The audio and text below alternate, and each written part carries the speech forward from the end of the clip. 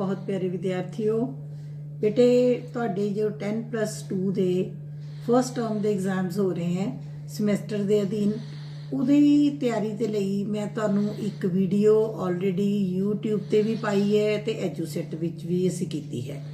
ਉਹ ਵੀਡੀਓਸ ਦੇ ਵਿੱਚ ਮੈਂ ਪਾਰਟ ਬੀ, ਤੁਹਾਡੀ ਬੁੱਕ ਦੇ ਦੋ ਪਾਰਟ ਨੇ, ਪਾर्ट ए एंड पार्ट बी, ਉਹਦੇ ਵਿੱਚ ਮੈਂ ਪਾर्ट बी ਦੀ ਰਿਵੀਜ਼ਨ ਕਰਵਾਈ ਸੀ ਜੇ ਤੁਹਾਨੂੰ ਯਾਦ ਹੋਏ। क्योंकि मैनू लग्या कि पार्ट ए असी बड़ी बारी लैक्चर दे विच भी कर बैठे हाँ, पार्ट बी की रिवीजन घट हुई सी, इस करके पहला मैं वीडियो पार्ट बी की पाई सी। हुण काफ़ी बच्चों की स्टूडेंट्स की डिमांड के उत्ते, क्योंकि एजूसैट अजकल नहीं चल रहा, तो इस करके पार्ट ए की जो रिवीजन वीडियो है वो अज मैं तुहाडे नाल डिस्कस करांगी। मैं ये वीडियो बेटे तुहानूं दसना चाहती है कि मैं ये वीडियो घर तो ही रिकॉर्ड की है, इस करके थोड़ा जिहा तुसी ध्यान दोगे। एजूसैट जिन्नी क्लैरिटी हो सकता है ये ना होए, बट तुसी मेरे आवाज़ नूं, मेरे क्वेश्चनस नूं सुन के ते स्लाइड्स देख के तुसी अपनी दी तैयारी कर सकते हो। सो अज असी फर्स्ट टर्म दे जो तुहाडे मल्टीपल चॉइस के क्वेश्चन आने, MCQs आने हैं, उहदे फर्स्ट पार्ट जो साडी बुक का फर्स्ट पार्ट है उहदी रिवीजन असी अज कर रहे हाँ। ਇਹਦੇ ਵਿੱਚ ਵੀ मैं ਤੁਹਾਨੂੰ 25 ਤੋਂ 30 ਕੁਐਸਚਨਸ ਕਰਵਾਵਾਂਗੀ। ਮੈਂ ਪਿਛਲੀ ਵੀਡੀਓ ਵਿੱਚ ਵੀ ਕਿਹਾ ਸੀ ਕਿ ਹੋ ਸਕਦਾ ਹੈ ਇਹਨਾਂ 30 ਦੇ ਵਿੱਚੋਂ 10 ਤੁਹਾਨੂੰ ਆ ਜਾਣ, ਹੋ ਸਕਦਾ ਹੈ 30 ਚੋਂ 22 ਤੁਹਾਨੂੰ ਆ ਜਾਣ, ਹੋ ਸਕਦਾ ਹੈ 30 ਦੇ ਵਿੱਚੋਂ 5 ਆ ਜਾਣ, ਹੋ ਸਕਦਾ ਹੈ ਕੋਈ ਵੀ ਨਾ ਆਵੇ। ਸੋ ਮੈਨੂੰ ਜੋ ਇੰਪੋਰਟੈਂਟ ਲੱਗਿਆ ਪੈਟਰਨ ਦੇ ਅਕੋਰਡਿੰਗ ਮੈਂ ਰਿਵੀਜ਼ਨ ਕਰਵਾ ਰਹੀ ਹਾਂ ਕਾਫੀ ਬੱਚਿਆਂ ਦੀ ਡਿਮਾਂਡ ਦੇ ਉੱਤੇ। ਸੋ ਤੁਸੀਂ ਅੱਜ ਦੀ ਵੀਡੀਓ ਨੂੰ ਧਿਆਨ ਨਾਲ ਦੇਖਣਾ। ਸਭ ਤੋਂ ਪਹਿਲਾਂ ਬੇਟੇ ਅਸੀਂ ਗੱਲ ਕਰਦੇ ਹਾਂ, ਤੁਸੀਂ ਧਿਆਨ ਨਾਲ ਦੇਖੋ ਕਿ ਅਸੀਂ ਅੱਜ ਰਿਵੀਜ਼ਨ ਕਰ ਰਹੇ ਹਾਂ ਬੋਰਡ ਪ੍ਰੀਖਿਆ ਦੀ, और असी रिवीजन कर रहे हैं पार्ट ए। जो तुहाडी बुक का पार्ट ए है उहदी असी अज गल करन जा रहे हैं। सब तो पहले मैं पार्ट ए दे सिलेबस की गल करांगी। सिलेबस दी विच पहला लैसन तुहाडा राजनीतिक प्रणाली, ये यूनिट दे विच इक्को लैसन है। मेरी गल नूं बड़े ध्यान नाल सुनना। तुहानूं 4 यूनिट आने हैं, 2 यूनिट पार्ट ए विचों आने हैं ते 2 यूनिट पार्ट बी विचों आने हैं। पार्ट बी जो तुहाडी बुक का है, मैं पिछली वीडियो में पार्ट बी का सिलेबस दस्सिया है, हुण अज मैं पार्ट ए के सिलेबस की गल कर रही हाँ। सो राजनीतिक प्रणाली, अर्थ अते विशेषतावां, ये बच्चे पार्ट ए का तुहाडा हैगा। एक यूनिट दे विच इक्को लैसन है। एक यूनिट विच एक लैसन होने का मतलब यह है कि राजनीतिक प्रणाली वाले लैसन चो मेरे अकॉर्डिंग जे तुसीं मैनूं पुछो तो 8 तो 10 क्वेश्चन कल्ले सिर्फ इस लैसन विचों आने हैं। मैं मेरी गल नूं बहुत ध्यान नाल सुनना कि राजनीतिक प्रणाली वाला जो तुहाडा ए पार्ट का पहला लैसन है, क्योंकि ये यूनिट दे विच एक लैसन है, जदों असीं यूनिट दे विचों क्वेश्चनस पाउणे आ तां मेरे हिसाब दे नाल 5 तो 8 मिनीमम 8 क्वेश्चनस या 7 क्वेश्चनस इस कल्ले लैसन चों आने हैं। सो प्लीज़ मेरी रिक्वेस्ट है, मेरे चैनल के उत्ते ऑलरेडी राजनीतिक प्रणाली वाले लैसन दियां 4 वीडियोज़ पईयां है। हरमिंदर कौर दे चैनल के उत्ते, हरमिंदर कौर पोलीटिकल साइंस के चैनल ते 4 वीडियोज़ कल्लियां इस लैसन दियां पईयां है। सो तुसी इस लैसन दियां वीडियोज़ नूं बहुत ध्यान दे नाल देखना है। जे तुसी पेपर दे विच 40 दे विचों 8 नंबर लेना चाहते हो तो वीडियोज़ नूं ध्यान नाल देखना। उस तो अगे फिर तुहानूं आना है उदारवाद, मार्क्सवाद, गांधीवाद, लिबरलिज्म, मार्क्सिज्म, गांधीज्म। इत्थे जी ठीक कर लेना, गांधीज्म। ठीक है बेटे, ये 3 लैसन तुहाडे दूसरे यूनिट दे विच है। दूसरे यूनिट दे विच 3 लैसनस है। इट मीनस कि इन्हां 3 लैसनां दे विचों भी तुहानूं कुल मिला के 8 क्वेश्चन जरूर आउणगे। हुण मेरा पॉइंट फॉलो करके इसे तरीके दे नाल पहला यूनिट, दूजा यूनिट, फिर जदों आपां बी पार्ट की गल करते हैं उत्थे मैं तुहानूं वीडियो च दस्सिया सी, उत्थे भी एक पहला यूनिट, दूजा यूनिट, टोटल तुहानूं 40 क्वेश्चनस आने ने। 20 क्वेश्चन तुहानूं पार्ट ए दे विचों आने ने, इन्ने सिलेबस दे विचों, बड़े ध्यान नाल देख लो, अते 20 क्वेश्चन तुहानूं पार्ट बी दे सिलेबस चों आने ने, जिहड़ी कि मैं पहली वीडियो तुहानूं पा चुकी है। वो तुहाडे YouTube दे उत्ते बेटे है।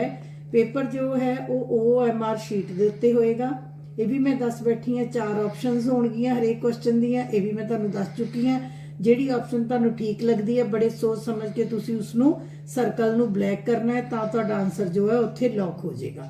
सो ये सिलेबस है पार्ट ए का। हुण ये ना सोच लेना, कई बच्चे मैनूं बार बार पूछ रहे हैं फोन करके कि मैडम जिहड़ा तुसीं वीडियो पाई सिर्फ वही सिलेबस है। बेटे वो पार्ट बी का सिलेबस है, ये पार्ट ए का सिलेबस है। दोनों पार्ट ए एंड बी तुहाडे पेपर विच आउणगे। ਸਭ ਤੋਂ ਪਹਿਲਾਂ ਤਾਂ ਮੈਂ ਤੁਹਾਨੂੰ ਇਹੀ ਗੱਲ ਦੱਸਣਾ ਚਾਹਾਂਗੀ ਕਿ ਤੁਸੀਂ ਹੁਣ ਮੇਰੀ ਗੱਲ ਨੂੰ ਬੇਟੇ ਮੈਨੂੰ ਲੱਗਦਾ ਤੁਸੀਂ ਫੋਲੋ ਕਰ ਗਏ ਹੋਵੋਗੇ। ਪੇਪਰ ਦੇ ਵਿੱਚ 40 ਕੁਐਸਚਨ ਆਣੇ ਹੈ ਔਰ 4 ਯੂਨਿਟ ਵਿੱਚੋਂ ਆਣੇ ਹੈ। 2 ਯੂਨਿਟ ਪਾਰਟ ਏ ਦੇ ਹੈ, 2 ਯੂਨਿਟ ਪਾਰਟ ਬੀ ਦੇ ਹੈ। ਮੇਰੀ ਗੱਲ ਫੋਲੋ ਕਰ ਗਏ ਤੇ ਇਸ ਕਰਕੇ 20 ਨੰਬਰ ਦਾ ਪੇਪਰ ਪਾਰਟ ਏ ਵਿੱਚੋਂ ਆਏਗਾ ਜੋ ਮੈਂ ਪਹਿਲੀ ਵੀਡੀਓ ਪਾਈ ਹੈ। 20 ਨੰਬਰ ਦਾ ਪੇਪਰ ਪਾਰਟ ਬੀ दूसरी वीडियो विचों आएगा। सो तुसी दोनों वीडियोस देख के रिवीजन कर लेनी है, यही तुहाडा सिलेबस है। ठीक है, अज असी हुण पार्ट ए दी रिवीजन शुरू करांगे। हुण तुसी थोड़ा जिहा क्वेश्चनस नूं मेरे नाल देखदे जाना। हाँ जी बेटे, सब तो पहला असी गल करदे हां क्वेश्चन राजनीतिक प्रणाली मनुखी संबंधां दा स्थाई नमूना है जिस विच काफ़ी हद तक शासन शक्ति अते सत्ता शामिल है। ठीक है जी, बहुत इंपॉर्टेंट परिभाषा है। परिभाषा वाले क्वेश्चनस मैनू लगता है तुहानू 3-4 पेपर विच जरूर आउणगे कि ये शब्द किसने कहे। बेटे इहदे विच कोई समझण वाली गल नहीं भी मैं तुहानू कहां कि इस चीज़ नूं तुसीं अंडरस्टैंड करो, तुसीं नहीं कर सकते। ये तुहानू याद करन वाली गल है, ये तुहाडा रट्टा है कि ये शब्द किसने कहे ने। सो ये एक इंपॉर्टेंट परिभाषा है कि ये शब्द किसने कहे ने जिस विच काफ़ी हद तक शासन शक्ति अते सत्ता शामिल है। ये शब्द Robert Dahl, David Easton, Beer and Ulam, Max Weber. सो ये जिहड़े शब्द ने ये कहे ने रॉबर्ट ए डहल ने। सो तुसी ये याद रखना है, शासन शक्ति वाली जे परिभाषा तुहानू आ जाती है तो किने कहे ने, रॉबर्ट डहल ने। ठीक है, इत्थे ही मैं नाल तुहानू दसना कि कदरां कीमतां दी सत्ताधारी व्यवस्था जे वो वाली परिभाषा आ जाती है तो वो डेविड ईस्टन दी है। थोड़ा जिहा याद रखना पएगा क्योंकि ये परिभाषावां इंपॉर्टेंट ने। सो कदरां कीमतां वाली परिभाषा डेविड ईस्टन दी है, पर ये शासन शक्ति ते सत्ता वाली जो परिभाषा हैगी है ये बच्चे रॉबर्ट डहल दी है। ये इंपॉर्टेंट 2 परिभाषावां मैनूं लगियां, मैं तुहाडे नाल डिस्कस कर रही हां। अगली गल जो बहुत इंपॉर्टेंट क्वेश्चन है, 1953 विच छपी राजनीतिक प्रणाली या पोलीटिकल सिस्टम, एक किताब का नाम है। हुण पंजाबी च असीं कहंदे आ राजनीतिक प्रणाली, पर किताब पंजाबी च नहीं छपी सी, किताब इंग्लिश में छपी सी जिसका नाम see the political system. This is the name of the book. ना दी पुस्तक किसने लिखी। सो इहदा आंसर तुहानूं 4 ऑप्शन दित्तियां हैं। इहदा आंसर हैगा 1953 विच ये बुक डेविड ईस्टन ने लिखी। हुण इसे क्वेश्चन नूं घुमा के पाया जा सकता है, इसे क्वेश्चन नूं पाया जा सकता है कि डेविड ईस्टन ने 1953 विच किहड़ी पुस्तक लिखी। ये किहड़ी पुस्तक लिखी तो फिर तुसीं की नाम दे देना है, द पोलीटिकल सिस्टम। ठीक है जी, 4 ऑप्शन होणगियां, किताबां दे नाम होणगे, उत्थे तुसीं नाम दे देना द पोलीटिकल सिस्टम। इसे क्वेश्चन नूं तीजी वारी घुमा के पाया जा सकता है। की पाया जा सकता है कि डेविड ईस्टन ने द पोलीटिकल सिस्टम नाम की पुस्तक कदों लिखी। उहदे च ईयर पाए जा सकते हैं, साल पुछया जा सकता है। उत्थे तुसीं याद रखना है 1953 1953। हुण एक क्वेश्चन दे विच बच्चे तुहाडे 3 क्वेश्चनस बन सकते हैं। ये तुहानूं किसी भी तरह ये डेविड ईस्टन ने पहली बारी, हाँ जी एक होर क्वेश्चन चौथा मैनूं याद आ गया कि डेविड ईस्टन राजनीतिक प्रणाली नां दी पुस्तक सब तो पहला या राजनीतिक प्रणाली शब्द की वरतों किसने सब तो पहला की। वो फिर उसका आंसर की आना डेविड ईस्टन ने, क्योंकि किताब राजनीतिक प्रणाली पोलीटिकल सिस्टम बुक का नेम राइटर कौन से, डेविड ईस्टन, जिन्होंने फर्स्ट टाइम पोलीटिकल सिस्टम शब्द को इंट्रोड्यूस किया। सो 4 क्वेश्चन ये बन गए। जे मैं पेपर पावां तो यह प्रश्न जरूर पावां, चाहे जिदा मर्जी घुमा फिरा के पावां। ठीक है जी, अगली गल, हेठ लिखियां विचों किहड़ा राजनीतिक प्रणाली का निकास कारज नहीं है। Which of the following is not the output function. हुण इस लैसन की जदों तुसीं वीडियो सुनोगे तो बड़े ध्यान नाल देखियो, 2 तरह के फंक्शनस है, input functions and output functions, निवेश कारज अते निकास कारज। ये तुसीं याद करने हैं हर हालत विच। निवेश कारज 4 ने, निकास कारज 3 ने। निवेश कारज मीनस लोकां दीयां मंगां, निकास कारज मैंने सरकार वालों ले गए फैसले। हुण ये पुछदे हैं कि निकास कारज किहड़ा नहीं है। सो निकास कारज नियम निर्माण, कानून बनाना, ये भी निकास कारज है। ठीक है जी, नियम प्रयोग, कानूनां नूं लागू करना, ये भी निकास कारज है। नियम निर्णय, कानूनां दा फैसला करना, सरकार कानून बनाउंदी है फिर उन्हां नूं लागू करदी है, फिर उन्हां दे निर्णय करदी है, उहदे अकॉर्डिंग जे कोई प्रॉब्लम होए तो सॉल्व करदी है। ਇਹ ਤਿੰਨੋਂ ਜਿਹੜੇ ਨੇ ਨਿਯਮ ਨਿਰਮਾਣ, ਨਿਯਮ ਪ੍ਰਯੋਗ, ਨਿਯਮ ਨਿਰਣਾ, ਇਹ ਬੇਟੇ ਆਊਟਪੁੱਟ ਫੰਕਸ਼ਨ ਨੇ, ਨਿਕਾਸ ਕਾਰਜ ਨੇ। ਇਹਨਾਂ ਚੋਂ ਕਿਹੜਾ ਨਿਕਾਸ ਕਾਰਜ ਨਹੀਂ ਹੈ? ਉਹ ਪਹਿਲਾ ਹੈਗਾ ਹਿੱਤ ਸਰੂਪੀਕਰਨ, ਇੰਟਰਸਟ ਆਰਟੀਕੂਲੇਸ਼ਨ। ਠੀਕ ਹੈ, ਇਹ ਜਿਹੜਾ ਆਪਸ਼ਨ ਹੈ ਇਹ ਕੀ ਹੈ? ਇਹ ਨਿਵੇਸ਼ ਕਾਰਜ ਹੈ। This is a input function.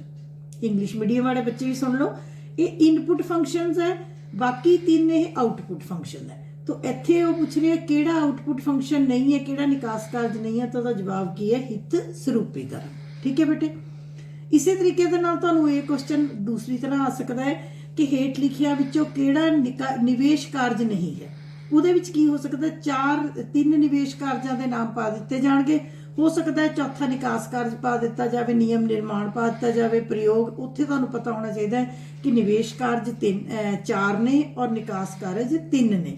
ਨਿਵੇਸ਼ ਮਤਲਬ ਇਨਪੁਟ ਮਤਲਬ ਲੋਕਾਂ ਦੀਆਂ ਮੰਗਾਂ, ਆਊਟਪੁੱਟ ਮਤਲਬ ਲੋਕਾਂ ਦੀਆਂ ਮੰਗਾਂ ਸੰਬੰਧੀ ਪ੍ਰਣਾਲੀ ਵੱਲੋਂ ਲਏ ਗਏ ਫੈਸਲੇ। ਜਦੋਂ ਲੋਕੀ ਮੰਗਾਂ ਰੱਖਦੇ ਹੈ ਤਾਂ ਪ੍ਰਣਾਲੀ ਕੀ ਲੈਂਦੀ ਹੈ? ਨਿਰਣਾ ਲੈਂਦੀ ਹੈ। ਪਹਿਲਾਂ ਕਾਨੂੰਨ ਬਣਾਉਂਦੀ ਹੈ, ਫਿਰ ਉਸ ਕਾਨੂੰਨ ਨੂੰ ਲਾਗੂ ਕਰਦੀ ਹੈ, ਫਿਰ ਉਸ ਕਾਨੂੰਨ ਦੇ ਅਨੁਸਾਰ ਵਿਆਖਿਆ ਕਰਦੀ ਹੈ। ਉਹ ਨਿਕਾਸ ਕਾਰਜ ਨੇ। ਸੋ ਇਹ ਕੁਐਸਚਨ ਵੀ ਤੁਹਾਨੂੰ ਰਿਪੀਟ ਹੋ ਕੇ ਦੋ ਤਰ੍ਹਾਂ ਆ ਸਕਦਾ ਹੈ। ਅਗਲੀ ਗੱਲ ਮੈਂ ਤੁਹਾਨੂੰ ਦੱਸਿਆ ਸੀ ਕਿ ਸਟੇਟਮੈਂਟ ਵਾਲੇ ਕੁਐਸਚਨ ਤੁਹਾਨੂੰ ਆਉਣਗੇ।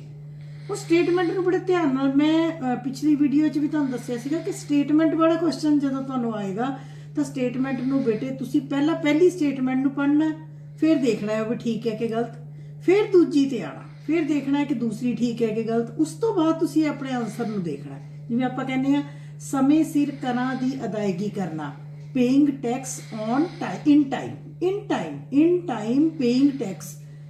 ਅਸੀਂ ਰਾਜਨੀਤਿਕ ਪ੍ਰਣਾਲੀ ਨੂੰ ਸਮਰਥਨ ਦਿੰਦੇ ਹਾਂ ਕਿ ਜੇ ਅਸੀਂ ਆਪਣੇ ਕਰਾਂ ਨੂੰ ਸਮੇਂ ਸਿਰ ਪੇ ਕਰਦੇ ਹਾਂ, ਠੀਕ ਹੈ, ਤਾਂ ਇਹਦਾ ਮਤਲਬ ਅਸੀਂ ਪ੍ਰਣਾਲੀ ਨੂੰ ਕੀ ਦੇ ਰਹੇ ਹਾਂ? ਸਪੋਰਟ ਦੇ ਰਹੇ ਹਾਂ।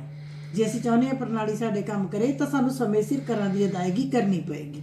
ਦੱਸੋ ਇਹ ਠੀਕ ਹੈ ਕਿ ਨਹੀਂ? ਜੇ ਅਸੀਂ ਇਹਨੂੰ ਧਿਆਨ ਨਾਲ ਦੇਖੀਏ ਤਾਂ ਇਹ ਠੀਕ ਹੈ, ਪਹਿਲੀ ਲਾਈਨ ਠੀਕ ਹੈ। ਦੂਸਰਾ, ਸਰਕਾਰ ਦੇ ਗਲਤ ਕਾਰਜਾਂ ਦੀ ਆਲੋਚਨਾ ਕਰਕੇ ਵੀ ਅਸੀਂ ਪ੍ਰਣਾਲੀ ਨੂੰ ਸਮਰਥਨ ਦਿੰਦੇ ਹਾਂ। If we criticize the wrong functions ਜਾਂ wrong efforts of government, ਤਾਂ ਉਹ ਕੀ ਹੈ? ਉਹ ਵੀ ਅਸੀਂ ਪ੍ਰਣਾਲੀ ਨੂੰ ਵੀ ਸਪੋਰਟ ਦਾ ਪੋਲੀਟੀਕਲ ਸਿਸਟਮ। ਹੁਣ ਆਪਾਂ ਧਿਆਨ ਨਾਲ ਦੇਖੀਏ, ਮੇਰੇ ਹਿਸਾਬ ਦੇ ਨਾਲ ਪਹਿਲੀ ਗੱਲ ਵੀ ਠੀਕ ਹੈ ਵੀ ਜੇ ਅਸੀਂ ਸਮੇਂ ਸਿਰ ਟੈਕਸ ਪੇ ਕਰਦੇ ਆ ਤਾਂ ਵੀ ਅਸੀਂ ਪ੍ਰਣਾਲੀ ਨੂੰ ਸਾਥ ਦੇ ਰਹੇ ਹਾਂ। ਜੇ ਪ੍ਰਣਾਲੀ ਕੁਝ ਗਲਤ ਕਰਦੀ ਹੈ, ਅਸੀਂ ਪ੍ਰਣਾਲੀ ਦੀ ਆਲੋਚਨਾ ਕਰ ਰਹੇ ਹਾਂ, ਕ੍ਰਿਟੀਸਾਈਜ਼ ਕਰ ਰਹੇ ਹਾਂ, ਤਾਂ ਵੀ ਅਸੀਂ ਪ੍ਰਣਾਲੀ ਨੂੰ ਕੀ ਦੇ ਰਹੇ ਹਾਂ? ਸਾਥ ਦੇ ਰਹੇ ਹਾਂ। ਬਿਲਕੁਲ ਕਰਨੀ ਚਾਹੀਦੀ ਹੈ ਸਾਨੂੰ। ਪ੍ਰਣਾਲੀ ਨੂੰ ਦੱਸੋ ਤਾਂ ਸਹੀ ਕਿ ਤੇਰੀ ਇਹ ਗਲਤੀ ਹੈ। ਹੁਣ ਜਿਸ ਦੋਨੋਂ ਸਹੀ ਨੇ, ਫਿਰ ਪਹਿਲਾ ਆਪਸ਼ਨ ਆ ਗਿਆ A ਸਹੀ ਹੈ, ਦੂਜਾ ਆ ਗਿਆ B ਸਹੀ ਹੈ, ਤੀਸਰਾ ਆ ਗਿਆ A ਅਤੇ B ਦੋਨੋਂ ਸਹੀ ਹੈ, ਚੌਥਾ ਆ ਗਿਆ A ਅਤੇ B ਦੋਨੋਂ ਗਲਤ ਹੈ। ਸੋ ਮੇਰੇ ਅਕੋਰਡਿੰਗ ਇਹਦਾ ਆਨਸਰ ਕੀ ਹੋਣਾ ਚਾਹੀਦਾ? ਤੀਸਰਾ, ਵੀ A ਵੀ ਸਹੀ ਹੈ ਅਤੇ B ਵੀ ਦੋਨੋਂ ਸਟੇਟਮੈਂਟਸ ਸਹੀ ਹੈ। ਸੋ ਇਦਾਂ ਦੇ ਕੁਐਸਚਨ 'ਚ ਤੁਸੀਂ ਸਟੇਟਮੈਂਟ ਨੂੰ ਧਿਆਨ ਨਾਲ ਪੜ੍ਹਨਾ ਹੈ। ਠੀਕ ਹੈ, ਅੱਗੇ ਰਾਜਨੀਤਿਕ ਪ੍ਰਣਾਲੀ ਦੀ ਸੰਰਚਨਾ ਡੈਸ਼ ਹੁੰਦੀ ਹੈ।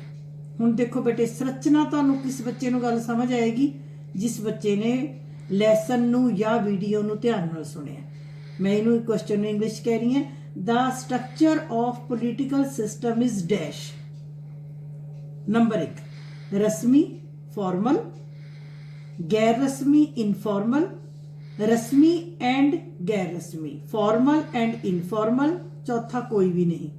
ਹੁਣ ਸੰਰਚਨਾ ਮੈਨੇ ਅੰਗ, ਸਟਰਕਚਰ ਮੈਨੇ ਅੰਗ, ਕਿ ਰਾਜਨੀਤਿਕ ਪ੍ਰਣਾਲੀ ਦੇ ਅੰਗ ਕੀ ਹੁੰਦੇ ਹਨ? ਸਾਰੇ ਅੰਗ ਸਿੱਧਾ ਕੰਮ ਕਰਦੇ ਹਨ ਜਾਂ ਅਸਿੱਧੇ ਅੰਗ ਵੀ ਹੁੰਦੇ ਹਨ, ਜਿਵੇਂ ਵਿਧਾਨ ਪਾਲਿਕਾ, ਕਾਰਜਪਾਲਿਕਾ, ਨਿਆਂਪਾਲਿਕਾ। ਉਹ ਵੀ ਸੰਰਚਨਾ ਹੈ, ਉਹ ਵੀ ਸਟਰਕਚਰ ਹੈ, ਬਟ ਉਹ ਡਾਇਰੈਕਟ ਕੰਮ ਕਰਦੇ ਆ ਰਸਮੀ ਤੌਰ ਤੇ, ਫਾਰਮਲ ਤੌਰ ਤੇ। ਜਦੋਂ ਕਿ ਰਾਜਨੀਤਿਕ ਦਲ ਹੋ ਗਏ, ਸਾਡੇ ਕੋਲ ਹਿੱਤ ਸਮੂਹ ਹੋ ਗਏ, ਸੰਚਾਰ ਦੇ ਸਾਧਨ, ਇਹ ਵੀ ਪ੍ਰਣਾਲੀ ਦਾ ਕੰਮ ਕਰਦੇ ਆ, ਬਟ ਕਿੱਦਾਂ ਕਰਦੇ ਆ? ਇਨਡਾਇਰੈਕਟਲੀ, ਗੈਰ ਰਸਮੀ। ਹੁਣ ਕੁਐਸਚਨ ਇਹ ਹੈ ਕਿ ਰਾਜਨੀਤਿਕ ਪ੍ਰਣਾਲੀ ਦੀ ਸੰਰਚਨਾ ਡੈਸ਼ ਹੁੰਦੀ ਹੈ। ਕੀ ਫਾਰਮਲ ਹੁੰਦੀ ਹੈ, ਇਨਫਾਰਮਲ ਹੁੰਦੀ ਹੈ, ਦੋਨੋਂ ਹੁੰਦੀ ਹੈ ਜਾਂ ਦੋਨੋਂ ਹੀ ਨਹੀਂ ਹੁੰਦੀ? ਤਾਂ ਇਹਦਾ ਜਵਾਬ ਕੀ ਹੈ ਕਿ ਰਾਜਨੀਤਿਕ ਪ੍ਰਣਾਲੀ ਦੀ ਸੰਰਚਨਾ, ਸਟਰਕਚਰ, ਅੰਗ, ਆਰਗਨ। ਦੇਖੋ ਮੈਂ 4 ਸ਼ਬਦ ਯੂਜ਼ ਕਰ ਰਹੀ ਹਾਂ। ਇਹਨੂੰ ਆਪਾਂ ਸੰਰਚਨਾ ਵੀ ਕਹਿ ਸਕਦੇ ਹਾਂ, ਪੰਜਾਬੀ ਦੇ ਵਿੱਚ ਸੌਖਾ ਕਰਕੇ ਅੰਗ ਵੀ ਕਹਿ ਸਕਦੇ ਹਾਂ, ਇੰਗਲਿਸ਼ ਵਿੱਚ ਆਪਾਂ ਸਟਰਕਚਰ ਵੀ ਕਹਿ ਸਕਦੇ ਹਾਂ, ਆਰਗਨਸ ਵੀ ਕਹਿ ਸਕਦੇ ਹਾਂ। ਵੀ ਕਿਹੜੇ ਅੰਗ ਹੁੰਦੇ ਨੇ? ਤਾਂ ਯਾਦ ਰੱਖਣਾ ਹੈ, ਉਹ ਰਸਮੀ ਵੀ ਹੁੰਦੇ ਨੇ ਅਤੇ ਗੈਰ ਰਸਮੀ ਵੀ ਹੁੰਦੇ ਨੇ, ਫਾਰਮਲ ਵੀ ਹੁੰਦੇ ਨੇ ਅਤੇ ਇਨਫਾਰਮਲ ਵੀ ਹੁੰਦੇ ਆ, ਡਾਇਰੈਕਟ ਵੀ ਕੰਮ ਕਰਦੇ ਆ ਤੇ ਇਨਡਾਇਰੈਕਟ ਵੀ ਕੰਮ ਕਰਦੇ ਆ, ਸਿੱਧਾ ਵੀ ਕੰਮ ਕਰਨ ਵਾਲੇ ਹੁੰਦੇ ਆ ਤੇ ਅਸਿੱਧੇ ਵੀ ਕੰਮ ਕਰਨ ਵਾਲੇ ਹੁੰਦੇ ਆ। ਹੁਣ ਫੋਰ ਐਗਜ਼ਾਮਪਲ ਤੁਹਾਡਾ ਸਕੂਲ ਹੈ, ਜੈਸੇ ਕਿ ਇਹ ਸਕੂਲ ਦੇ ਅੰਗ, ਦੇਖੋ ਬੱਚੇ ਅਤੇ ਅਧਿਆਪਕ ਇਹ ਤਾਂ ਸਿੱਧੇ ਅੰਗ ਹੋ ਗਏ। ਜੇ ਬੱਚੇ ਨਹੀਂ ਹੈ ਤਾਂ ਵੀ ਸਕੂਲ ਦਾ ਕੋਈ ਫਾਇਦਾ ਨਹੀਂ, ਜ਼ੀਰੋ। ਜੇ ਟੀਚਰ ਹੈ, ਬੱਚੇ ਹੈਗੇ ਆ, ਟੀਚਰਸ ਨਹੀਂ ਹੈ ਤਾਂ ਵੀ ਸਕੂਲ ਨਹੀਂ ਹੋ ਸਕਦਾ। ਉਹ ਸਕੂਲ ਦਾ ਹੈ ਕੰਮ, ਦੋਨੋਂ ਜ਼ਰੂਰੀ ਨੇ ਸਕੂਲ ਦੇ ਅੰਗ, ਬੱਚੇ ਵੀ ਅਤੇ ਅਧਿਆਪਕ ਵੀ। ਪਰ ਤੁਹਾਡੇ ਮਿਡ ਡੇ ਮੀਲ ਵਾਲੇ, ਤੁਹਾਡੇ ਪ੍ਰਿੰਸੀਪਲ, ਤੁਹਾਡੇ ਇਸ ਤੋਂ ਇਲਾਵਾ ਪੀਅਨਸ, ਠੀਕ ਹੈ, ਗੇਟ ਕੀਪਰ, ਲਾइब्रेरियन, ਕੰਪਿਊਟਰ ਫੈਕਲਟੀ, ਉਹ ਸਾਰੇ ਕੀ ਹੈ, ਉਹ ਵੀ ਸਕੂਲ ਦਾ ਕੰਮ ਕਰਦੇ ਆ, ਬਟ ਉਹ ਇਨਡਾਇਰੈਕਟ ਤੌਰ ਦੇ ਉੱਤੇ, ਉਹਨਾਂ ਤੋਂ ਬਿਨਾਂ ਥੋੜਾ ਬਹੁਤ ਚੱਲ ਸਕਦਾ ਹੈ। ਸੋ ਕਰਦੇ ਦੋਨੋਂ ਹੈ। ਸੋ ਦਿਸ ਇਜ਼ ਰਸਮੀ ਐਂਡ ਗੈਰ ਰਸਮੀ, ਸਿੱਧੇ ਅਤੇ ਅਸਿੱਧੇ, ਫਾਰਮਲ ਐਂਡ ਇਨਫਾਰਮਲ, ਠੀਕ ਹੈ ਜੀ। ਮੈਨੂੰ ਲੱਗਦਾ ਇੰਗਲਿਸ਼ ਮੀਡੀਅਮ ਦੇ ਬੱਚਿਆਂ ਦੀ ਜੋ ਪ੍ਰੋਬਲਮ ਮੈਨੂੰ ਬੱਚੇ ਬਾਰ-ਬਾਰ ਫੋਨ ਕਰਦੇ ਆ, ਉਹ ਬੱਚੇ ਜੇ ਧਿਆਨ ਨਾਲ ਦੇਖਣਗੇ ਪੁੱਤਰ ਤਾਂ ਇਹ ਤੁਹਾਨੂੰ ਸਮਝ ਮੈਨੂੰ ਲੱਗਦਾ ਕਿ ਜ਼ਰੂਰ ਆ ਜਾਏਗਾ। ਅਗਲਾ ਕੁਐਸਚਨ, ਲੋਕਾਂ ਅਤੇ ਲੋਕਾਂ ਦੇ ਸਮੂਹਾਂ ਵੱਲੋਂ ਕੀਤੀਆਂ ਮੰਗਾਂ ਨੂੰ ਡੈਸ਼ ਕਿਹਾ ਜਾਂਦਾ ਹੈ, ਠੀਕ ਹੈ ਨਾ। Demands from the people and the group of people. ਇੱਕ ਬੰਦਾ ਵੀ ਡਿਮਾਂਡ ਕਰ ਸਕਦਾ ਹੈ, ਗਰੁੱਪ ਆਫ ਪੀਪਲ ਵੀ ਡਿਮਾਂਡ ਕਰ ਸਕਦੇ ਆ। ਹੁਣ ਦਿੱਲੀ 'ਚ ਤੁਸੀਂ ਦੇਖੋ ਕਿਸਾਨਾਂ ਦਾ ਸਮੂਹ ਮੰਗ ਕਰ ਰਿਹਾ ਹੈ, ਇੱਕ ਕਿਸਾਨ ਨਹੀਂ ਕਰ ਰਿਹਾ। ਵਿਦਿਆਰਥੀ ਇੱਕ ਮੰਗ ਕਰ ਸਕਦਾ ਹੈ, ਵਿਦਿਆਰਥੀ ਇਕੱਠੇ ਹੋ ਕੇ ਵੀ ਕਰ ਸਕਦੇ ਆ। ਵਪਾਰੀ ਇੱਕ ਮੰਗ ਕਰ ਸਕਦਾ ਹੈ, ਵਪਾਰੀਆਂ ਦਾ ਸਮੂਹ ਇਕੱਠੇ ਹੋ ਕੇ ਵੀ ਕਰ ਸਕਦੇ ਆ। ਜਦੋਂ ਲੋਕ ਅਤੇ ਲੋਕਾਂ ਦੇ ਸਮੂਹਾਂ ਵੱਲੋਂ ਪ੍ਰਣਾਲੀ ਦੇ ਅੱਗੇ ਮੰਗਾਂ ਰੱਖੀਆਂ ਜਾਂਦੀਆਂ ਤਾਂ ਉਸ ਨੂੰ ਕੀ ਕਿਹਾ ਜਾਂਦਾ ਹੈ। ਮੈਂ ਬਾਰ-ਬਾਰ ਵੀਡੀਓ ਦੇ ਵਿੱਚ ਇਹ ਗੱਲ ਬੋਲੀ ਹੈ ਕਿ ਮੰਗਾਂ ਮਤਲਬ ਨਿਵੇਸ਼, ਮੰਗਾਂ ਮਤਲਬ ਨਿਵੇਸ਼, ਇਨਪੁਟ, ਠੀਕ ਹੈ ਜੀ। The demands by the people or the group of people is called input। निवेश मैंने इनपुट, नोट कर लो इंग्लिश मीडियम वाले बच्चे, ठीक है जी। मंगा मतलब निवेश, मंगा रखनियां ने लोकां ने, लोकां ਦੀਆਂ ਮੰਗਾਂ ਪੂਰੀਆਂ ਕਰਨੀਆਂ ਨੇ ਸਰਕਾਰ ਨੇ, ਉਹ ਹੋ ਗਿਆ ਨਿਕਾਸ, ठीक है जी। ਅੱਗੇ ਚੱਲੀਏ। ਅਗਲਾ ਕੁਐਸਚਨ, ਨਿਯਮ ਨਿਰਮਾਣ ਕਾਰਜ ਡੈਸ਼ ਰਾਹੀਂ ਕੀਤਾ ਜਾਂਦਾ ਹੈ। ਹੁਣ ਕੁਐਸਚਨ ਨੂੰ ਧਿਆਨ ਨਾਲ ਦੇਖਣਾ ਹੈ। ਇਹ ਕੀ ਹੈ? ਨਿਯਮ ਨਿਰਮਾਣ, ਨਿਯਮ ਮੈਨੇ ਕਾਨੂੰਨ, ਨਿਰਮਾਣ ਮੈਨੇ ਬਣਾਉਣਾ। Law making process is done by, ਕੌਣ ਕਰਦਾ ਹੈ? ਹੁਣ ਕਾਨੂੰਨ ਕੌਣ ਬਣਾਉਂਦਾ ਹੈ? ਵਿਧਾਨ ਪਾਲਿਕਾ। ਕੌਣ ਬਣਾਉਂਦਾ ਹੈ? ਲੈਜਿਸਲੇਚਰ। ਇੰਗਲਿਸ਼ ਮੀਡੀਅਮ ਦੇ ਬੱਚੇ ਨੋਟ ਕਰਦੇ ਜਾਓ। ਕਾਨੂੰਨ ਬਣਾਉਣ ਦਾ ਕੰਮ ਕੌਣ ਕਰਦਾ ਹੈ? ਲਾਅ ਮੇਕਿੰਗ ਪ੍ਰੋਸੈਸ ਕੌਣ ਚਲਾਉਂਦਾ ਹੈ? ਵਿਧਾਨ ਪਾਲਿਕਾ, ਲੈਜਿਸਲੇਚਰ। ਇਹਦੀ ਜਗ੍ਹਾ ਦੇ ਉੱਤੇ ਜੇ ਤੁਹਾਨੂੰ ਕੁਐਸਚਨ ਆ ਜਾਵੇ, ਨਿਯਮ ਪ੍ਰਯੋਗ ਕਾਰਜ ਡੈਸ਼ ਰਾਹੀਂ ਕੀਤਾ ਜਾਂਦਾ ਹੈ। ਪ੍ਰਯੋਗ ਮੈਨੇ ਲਾਅ ਐਪਲੀਕੇਸ਼ਨ ਕੌਣ ਕਰਦਾ ਹੈ? ਕਾਰਜਪਾਲਿਕਾ, ਐਗਜ਼ੀਕਿਊਟਿਵ। ਜੇ ਤੁਹਾਨੂੰ ਕੁਐਸਚਨ ਆ ਜਾਵੇ ਨਿਯਮ ਨਿਰਣਾ ਕਾਰਜ ਕੌਣ ਕਰਦਾ ਹੈ, ਤਾਂ ਕਿ ਕੌਣ ਕਰਦਾ ਹੈ? ਨਿਆਂਪਾਲਿਕਾ। ਵਿਆਖਿਆ ਕਰਨਾ, ਨਿਆਂ ਕਰਨਾ ਕਿਹਦਾ ਕੰਮ ਹੈ? ਨਿਆਂਪਾਲਿਕਾ ਦਾ। ਤਿੰਨੋਂ ਕਿਹੜੇ ਨੇ ਸਾਡੇ? ਨਿਕਾਸ ਕਾਰਜ। ਕਿਹਦੇ ਰਾਹੀਂ ਕੀਤੇ ਜਾਂਦੇ ਆ? ਸਰਕਾਰ ਰਾਹੀਂ। ਸਰਕਾਰ ਦੇ ਕਿੰਨੇ ਅੰਗ ਹੁੰਦੇ ਆ? 3। ਵਿਧਾਨ ਪਾਲਿਕਾ, ਕਾਰਜਪਾਲਿਕਾ, ਨਿਆਂਪਾਲਿਕਾ। ਵਿਧਾਨ ਪਾਲਿਕਾ ਕਾਨੂੰਨ ਬਣਾਉਂਦੀ ਹੈ, ਲਾਅ ਮੇਕਿੰਗ। ਕਾਰਜਪਾਲਿਕਾ ਬਣੇ ਕਾਨੂੰਨਾਂ ਨੂੰ ਲਾਗੂ ਕਰਦੀ ਹੈ, ਲਾਅ ਐਪਲੀਕੇਸ਼ਨ। ਐਂਡ ਨਿਆਂਪਾਲਿਕਾ ਇਜ਼ ਕਾਨੂੰਨਾਂ ਦੀ ਰੱਖਿਆ ਅਤੇ ਵਿਆਖਿਆ ਕਰਨੀ, to safeguard and to interpret the laws. ਇਹ ਕੀ ਹੈ? ਸਾਡੇ ਨਿਕਾਸ ਕਾਰਜ। ਹੁਣ ਨਿਯਮ ਨਿਰਮਾਣ, ਉੱਥੇ ਪੇਪਰ 'ਚ ਪਹਿਲਾਂ ਧਿਆਨ ਨਾਲ ਦੇਖ ਲਿਓ ਵੀ ਨਿਯਮ ਨਿਰਮਾਣ ਪੁੱਛਿਆ ਕਿ ਨਿਯਮ ਪ੍ਰਯੋਗ ਪੁੱਛਿਆ ਕਿ ਨਿਯਮ ਨਿਰਣਾ ਪੁੱਛਿਆ। ਇਹ ਨਾ ਦੇਖਿਓ ਨਿਯਮ ਦੇਖ ਕੇ ਵੀ ਹਾਂਜੀ ਨਿਯਮ ਵਾਲਾ ਕੁਐਸਚਨ ਮੈਮ ਨੇ ਪਾਇਆ ਸੀ, ਉੱਥੇ ਵਿਧਾਨ ਪਾਲਿਕਾ ਆਨਸਰ ਸੀ, ਨੋ। ਧਿਆਨ ਨਾਲ ਦੇਖਣਾ। ਮੈਂ ਬਾਰ-ਬਾਰ ਕਹਿ ਰਹੀ ਹਾਂ ਬੇਟੇ, ਮੈਂ ਇੰਨੀ ਮਿਹਨਤ ਕਰਕੇ ਵੀਡੀਓਜ਼ YouTube ਦੇ ਉੱਤੇ ਸਿਰਫ ਇਸ ਕਰਕੇ ਪਾਉਂਦੀ ਹਾਂ ਵੀ ਜਿੱਥੇ ਬੱਚਾ ਪੜ੍ਹਨਾ ਚਾਹੇ ਉਹ ਪੜ੍ਹ ਸਕਦਾ ਹੈ। ਕਿਰਪਾ ਕਰਕੇ ਉਹਨਾਂ ਨੂੰ ਸਲੋ ਕਰਕੇ ਸੁਣਨ ਦੀ ਆਦਤ ਪਾਓ। ਅੱਗੇ ਚਲੋ। ਫਿਰ ਤੁਹਾਡੇ ਕੋਲ ਸਟੇਟਮੈਂਟ ਵਾਲਾ ਆ ਗਿਆ। ਪਹਿਲੀ ਸਟੇਟਮੈਂਟ ਹੈ, ਰਾਜਨੀਤਿਕ ਪ੍ਰਣਾਲੀ ਦਾ ਹਰੇਕ ਅੰਗ ਆਪਣੀ ਸੀਮਾ ਅੰਦਰ ਰਹਿ ਕੇ ਕਾਰਜ ਕਰਦਾ ਹੈ, ਠੀਕ ਹੈ ਨਾ। Every organ of political system work under its limitations, ਠੀਕ ਹੈ। ਆਪਣੀ ਸੀਮਾ ਅੰਦਰ, ਇਟਸ ਬਾਉਂਡਰੀ, ਆਪਣੀ ਲਿਮਿਟੇਸ਼ਨ ਦੇ ਅੰਦਰ ਰਹਿ ਕੇ ਕੰਮ ਕਰਦਾ ਹੈ। ਹਾਂਜੀ, ਇਹਨੂੰ ਆਪਾਂ ਠੀਕ ਕਵਾਂਗੇ ਕਿ ਗਲਤ? ਮੇਰੇ ਹਿਸਾਬ ਨਾਲ ਠੀਕ ਹੈ। ਜਿਵੇਂ ਵਿਧਾਨ ਪਾਲਿਕਾ ਆਪਣਾ ਕੰਮ ਕਰਦੀ ਹੈ, ਕਾਰਜਪਾਲਿਕਾ ਆਪਣਾ ਕਰਦੀ ਹੈ, ਨਿਆਂਪਾਲਿਕਾ ਆਪਣਾ ਕਰਦੀ ਹੈ, ਰਾਜਨੀਤਿਕ ਦਲ ਆਪਣਾ ਕਰਦੇ ਹੈ, ਬਿਲਕੁਲ ਠੀਕ ਹੈ। ਦੂਸਰੀ ਗੱਲ, ਸਿਰਫ ਅਮੀਰ ਅਤੇ ਤਾਕਤਵਰ ਰਾਜਨੀਤਿਕ ਪ੍ਰਣਾਲੀਆਂ ਹੀ ਕਾਨੂੰਨ ਬਣਾ ਸਕਦੀਆਂ ਹਨ। ਹਾਂਜੀ, ਸਿਰਫ ਅਮੀਰ ਦੇਸ਼ਾਂ ਦੀਆਂ ਅਤੇ ਤਾਕਤਵਰ ਦੇਸ਼ਾਂ ਵਿੱਚ ਜੋ ਰਾਜ ਪੋਲੀਟੀਕਲ ਸਿਸਟਮਸ ਨੇ, rich and strong political systems can make ਲਾਜ਼। ਹੁਣ ਇਹ ਸਟੇਟਮੈਂਟ ਨੂੰ ਧਿਆਨ ਨਾਲ ਦੇਖੋ। ਮੈਨੂੰ ਇਹ ਸਟੇਟਮੈਂਟ ਗਲਤ ਲੱਗ ਰਹੀ ਹੈ।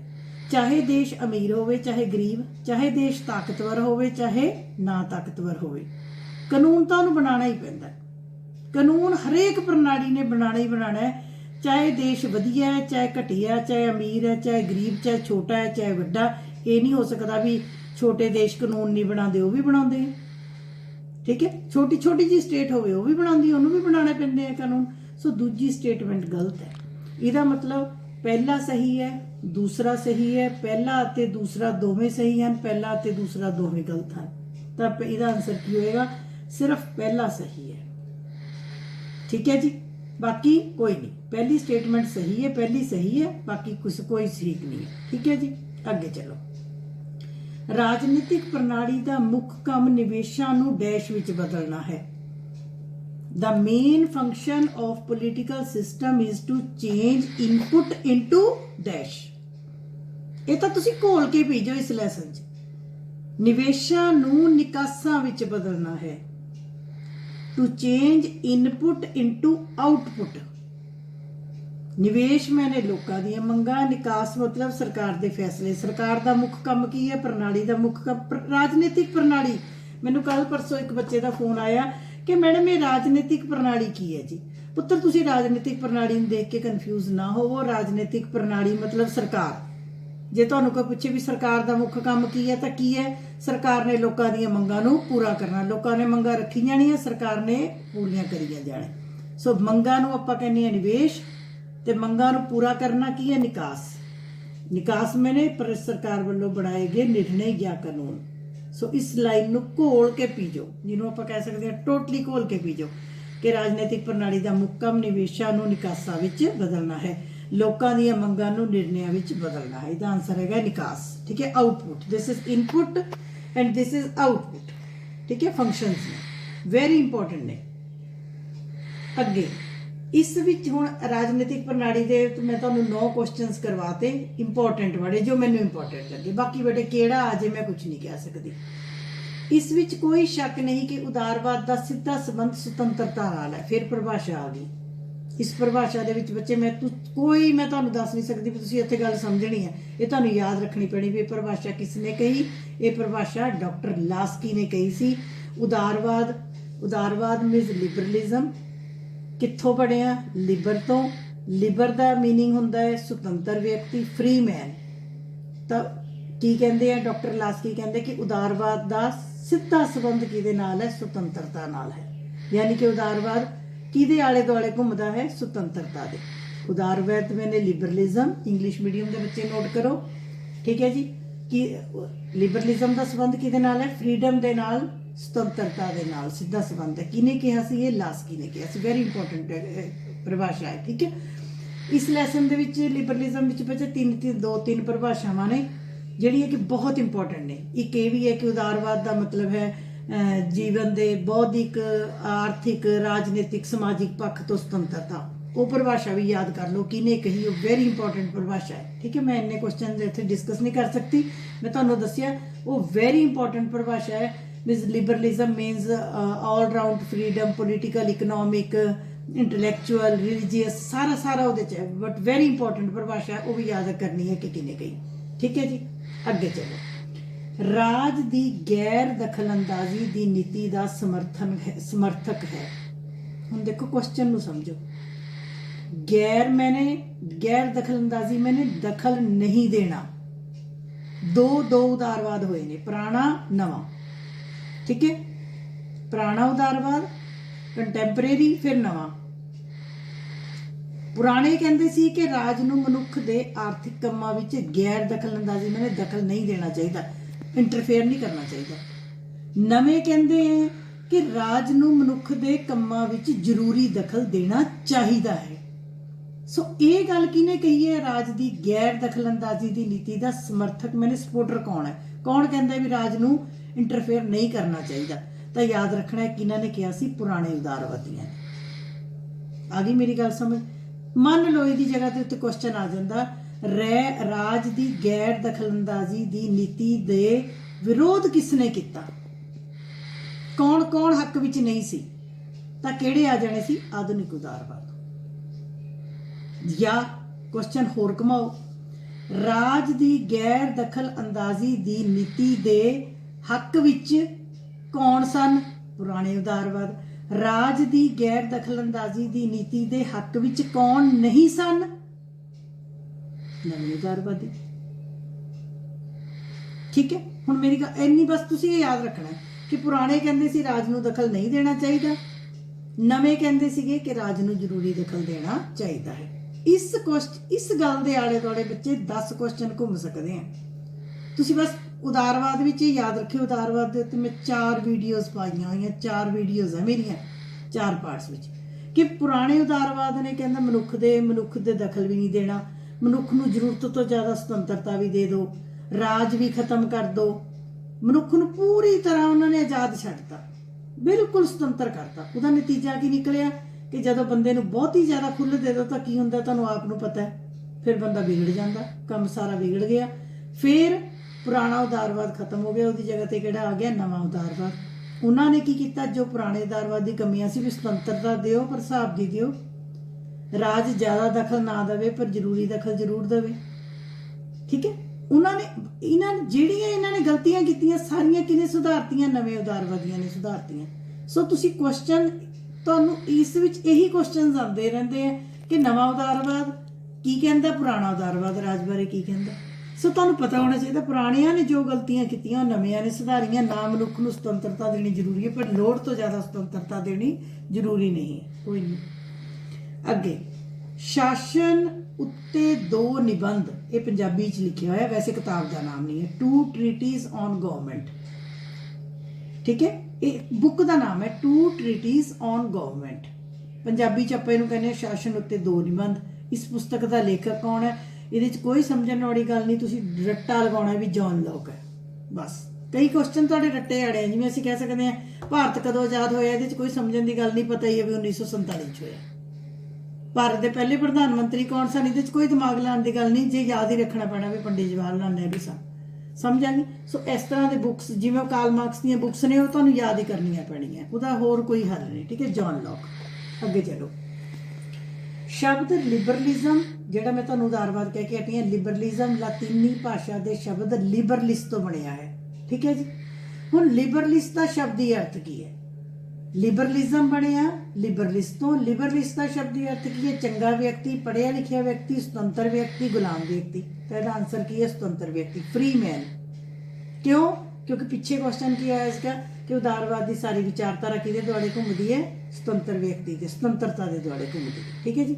ਅੱਗੇ, ਪੁਰਾਤਨ ਉਦਾਰਵਾਦੀ ਮਨੁੱਖ ਤੇ ਬੰਦਸ਼ਾਂ ਅਤੇ ਰੋਕਾਂ ਲਗਾਉਣੀਆਂ ਚਾਹੁੰਦੇ ਸਨ। ਹੁਣ ਬੜੇ ਧਿਆਨ ਨਾਲ ਦੇਖਣਾ ਹੈ। ਪੁਰਾਤਨ ਉਦਾਰਵਾਦੀ ਮਨੁੱਖ ਤੇ ਬੰਦਸ਼ਾਂ ਅਤੇ ਰੋਕਾਂ ਲਗਾਉਣੀਆਂ ਚਾਹੁੰਦੇ ਸਨ। ਠੀਕ ਹੈ, ਇਹ ਗੱਲ ਸਹੀ ਹੈ ਕਿ ਨਹੀਂ? ਮੈਂ ਤੁਹਾਨੂੰ ਹੁਣੇ ਦੱਸ ਕੇ ਹਟੀ ਹਾਂ ਕਿ ਪੁਰਾਤਨ ਉਦਾਰਵਾਦੀ ਮਨੁੱਖ ਤੇ ਕੋਈ ਬੰਦਸ਼, ਕੋਈ ਰੋਕ ਟੋਕ ਲਗਾਉਣਾ ਹੀ ਨਹੀਂ ਸੀ ਚਾਹੁੰਦੇ, ਉਹਨਾਂ ਨੇ ਤਾਂ ਬਿਲਕੁਲ ਆਜ਼ਾਦ ਛੱਡਤਾ ਸੀ। ਇਟ ਮੀਨਸ ਇਹ ਸਟੇਟਮੈਂਟ ਰੋਂਗ ਹੈ। ਦੂਜਾ, ਨਵੇਂ ਉਦਾਰਵਾਦੀ ਚਾਹੁੰਦੇ ਸਨ ਕਿ ਰਾਜ ਮਨੁੱਖ ਦੇ ਆਰਥਿਕ ਕੰਮਾਂ ਵਿੱਚ ਕੋਈ ਦਖਲ ਨਾ ਦੇਵੇ। ਹੁਣ ਮੈਂ ਤੁਹਾਨੂੰ ਦੱਸਿਆ ਕਿ ਨਵੇਂ ਕਹਿੰਦੇ ਸੀ ਵੀ ਨਾ ਦਖਲ ਹੋਵੇ, ਬਹੁਤ ਜ਼ਿਆਦਾ ਨਾ ਹੋਵੇ ਪਰ ਜ਼ਰੂਰੀ ਦਖਲ ਹੋਵੇ। ਇਟ ਮੀਨਸ ਇਹ ਸਟੇਟਮੈਂਟ ਵੀ ਗਲਤ ਹੈ। ਫਿਰ ਇਹ ਵੀ ਪੋਸੀਬਲ ਹੈ ਤੁਹਾਨੂੰ ਇਦਾਂ ਦਾ ਕੁਐਸਚਨ ਆ ਜਾਵੇ ਵੀ ਪਹਿਲਾ ਸਹੀ ਹੈ, ਦੂਜਾ ਸਹੀ ਹੈ, ਦੋਨੋਂ ਸਹੀ ਹੈ, ਦੋਨੋਂ ਗਲਤ ਹੈ। ਮੇਰੇ ਅਕੋਰਡਿੰਗ ਇਹ ਦੋਨੋਂ ਸਟੇਟਮੈਂਟ ਕੀ ਹੈ? ਰੋਂਗ ਨੇ। ਪਹਿਲੀ ਵੀ ਰੋਂਗ ਹੈ, ਦੂਜੀ ਵੀ ਰੋਂਗ ਹੈ। ਸੋ ਆਪਸ਼ਨ ਕਿਹੜਾ ਆ ਗਿਆ? ਡੀ। ਇਹ ਬੇਟੇ ਇਦਾਂ ਦੇ ਸਮ ਦੇ ਵਿੱਚ ਤੁਸੀਂ ਸਟੇਟਮੈਂਟ ਨੂੰ ਪੜ੍ਹਨਾ, ਸਮਝਣਾ, ਪਹਿਲਾਂ ਪਹਿਲੀ ਦੇਖਣੀ ਵੀ ਠੀਕ ਕਿ ਗਲਤ, ਫਿਰ ਦੂਜੀ ਦੇਖਣੀ, ਫਿਰ ਆਪਣਾ ਆਨਸਰ ਲਿਖਣਾ। ਅਗਲੀ ਗੱਲ, ਹੇਠ ਲਿਖਿਆਂ ਵਿੱਚੋਂ ਕਿਹੜੀ ਪੁਸਤਕ ਕਾਰਲ ਮਾਰਕਸ ਦੀ ਨਹੀਂ ਹੈ? ਦੇਖੋ ਜੀ ਬੇਟੇ, ਇੱਕ ਬਾਕੀ ਮੈਨੂੰ ਨਹੀਂ ਪਤਾ ਪੇਪਰ 'ਚ ਕੀ ਆਣਾ, ਮੈਂ ਪੇਪਰ ਨਹੀਂ ਪਾਇਆ। ਬਹੁਤ ਬੱਚਿਆਂ ਨੂੰ ਲੱਗਦਾ ਹੈ ਪਤਾ ਨਹੀਂ ਹਰਮਿੰਦਰ ਮੈਮ ਨੇ ਪੇਪਰ ਪਾਇਆ, ਮੈਂ ਨਹੀਂ ਪਾਇਆ ਬੇਟੇ ਪੇਪਰ, ਨੇੜੇ ਤੇੜੇ ਵੀ ਨਹੀਂ। ਲੇਕਿਨ ਕਾਰਲ ਮਾਰਕਸ ਦੀ ਕਿਤਾਬਾਂ ਦੇ ਉੱਤੇ ਪੇਪਰ ਦੇ ਵਿੱਚ ਕੁਐਸਚਨ ਛਪੇਗਾ 100 ਵਿੱਚੋਂ 100%। ਪਲੀਜ਼ ਕਾਰਲ ਮਾਰਕਸ ਦੀ ਕਿਤਾਬਾਂ 4 ਦੀਆਂ 4 ਘੋਲ ਕੇ ਪੀ ਜਾਓ। ਠੀਕ ਹੈ ਜੀ। ਹੁਣ ਕਹਿੰਦਾ ਹੇਠ ਲਿਖਿਆਂ ਚੋਂ ਕਿਹੜੀ ਪੁਸਤਕ ਕਾਰਲ ਮਾਰਕਸ ਦੀ ਨਹੀਂ ਹੈ? ਦਾਸ ਕੈਪੀਟਲ, ਬਹੁਤ ਇੰਪੋਰਟੈਂਟ ਪੁਸਤਕ ਹੈ ਕਾਰਲ ਮਾਰਕਸ ਦੀ, ਦਾਸ ਕੈਪੀਟਲ ਹੀ ਕਹਿੰਦੇ ਇੰਗਲਿਸ਼ 'ਚ। ਕਮਿਊਨਿਸਟ ਮੈਨੀਫੈਸਟੋ ਇੰਗਲਿਸ਼ 'ਚ ਕਹਿੰਦੇ ਆ, ਸਾਮਵਾਦੀ ਐਲਾਨਨਾਮਾ ਪੰਜਾਬੀ 'ਚ ਕਹਿੰਦੇ ਆ, ਇਹ ਵੀ ਉਹਦੀ ਬੜੀ ਵੱਡੀ ਕਿਤਾਬ ਹੈ। ਮੁੱਲ, ਕੀਮਤ ਅਤੇ ਲਾਭ, ਵੈਲਿਊ, ਪ੍ਰਾਈਸ ਐਂਡ ਪ੍ਰੋਫਿਟ, ਇਹ ਵੀ ਉਹਦੀ ਬੜੀ ਮਹੱਤਵਪੂਰਨ ਕਿਤਾਬ ਹੈ। ਸੱਚ ਨਾਲ ਮੇਰੇ ਤਜਰਬੇ, ਇਹ ਬੁੱਕ ਕਿਹਦੀ ਹੈ? ਮਾਈ ਐਕਸਪੀਰੀਐਂਸਿਸ ਵਿਦ ਟਰੁਥ, ਇਹ ਕਿਹਦੀ ਹੈ? ਗਾਂਧੀ ਦੀ। ਇਹ 3 ਕਿਤਾਬਾਂ ਕਿਹਦੀਆਂ ਨੇ? ਮਾਰਕਸ ਦੀਆਂ। ਇਹ ਕਿਹਦੀ ਹੈ? ਮਹਾਤਮਾ ਗਾਂਧੀ ਦੀ। करो टिक्की नूं। ये तुहाडा आ गया कि महात्मा गांधी की बुक है, कार्ल मार्क्स की नहीं है। इत्थे ही 2 क्वेश्चन मैं होर बना रही हाँ। जे तुहानूं क्वेश्चन आ जाए कार्ल मार्क्स की महत्वपूर्ण पुस्तक किहड़ी है, कम्युनिस्ट मैनीफेस्टो, सामवादी ऐलाननामा। अगला फिर क्वेश्चन एक होर क्वेश्चन की बनता है चो, मार्क्सवाद या सामवाद दा ग्रंथ किस पुस्तक नूं कहा जाता, जिवें अपने गुरु ग्रंथ साहिब है सिखां दे, किसी दी गीता है, किसी दे बाइबल है। कार्ल मार्क्स या मार्क्सवाद दा ग्रंथ किस पुस्तक नूं कहा जाता है, किहड़ी बुक नूं कहा जाता है? फिर किताब का नाम किहड़ा होगा, कम्युनिस्ट मैनीफेस्टो, सामवादी ऐलाननामा। ये भी 3 वेरी इंपोर्टेंट क्वेश्चन बन गए जिहड़े मैं तुहानूं दसदा। मार्क्स दी बुक्स नूं घोल के पी लो, मैं बार बार कह रही हूँ। अगे कार्ल मार्क्स की विचारधारा नूं चीन विच किसने लागू किया? जे तां चीन विच पुछण भी मार्क्स ने जो विचारधारा दी, मार्क्स की मौत तो बाद किहने चीन दे विच लागू किया, तां माओ सेतुंग ने किया। जे इत्थे क्वेश्चन चेंज हो जाए, कार्ल मार्क्स की विचारधारा नूं रूस विच किसने लागू किया? याद रखियो, मार्क्स की विचारधारा रूस विच भी चल रही है, चीन विच भी चल रही है।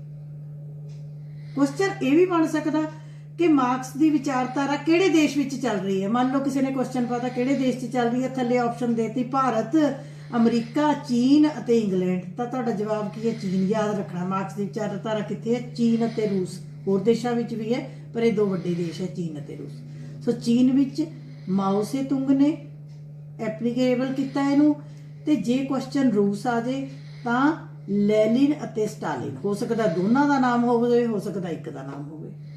ठीक है जी। तीसरा क्वेश्चन इत्थे एक होर दस रही है, कार्ल मार्क्स का परम मित्र कौन सी? एंजल्स। ठीक है जी। कार्ल मार्क्स ने अपनी सारी विचारधारा नूं किस नाल मिल के दिता? एंजल्स नाल। ओ भाई कई किसी भी तो तरह क्वेश्चन घूम सकता पुत्र। ठीक है। अगे कार्ल मार्क्स अमीरां नूं धन दा रखवाला समझदा सी।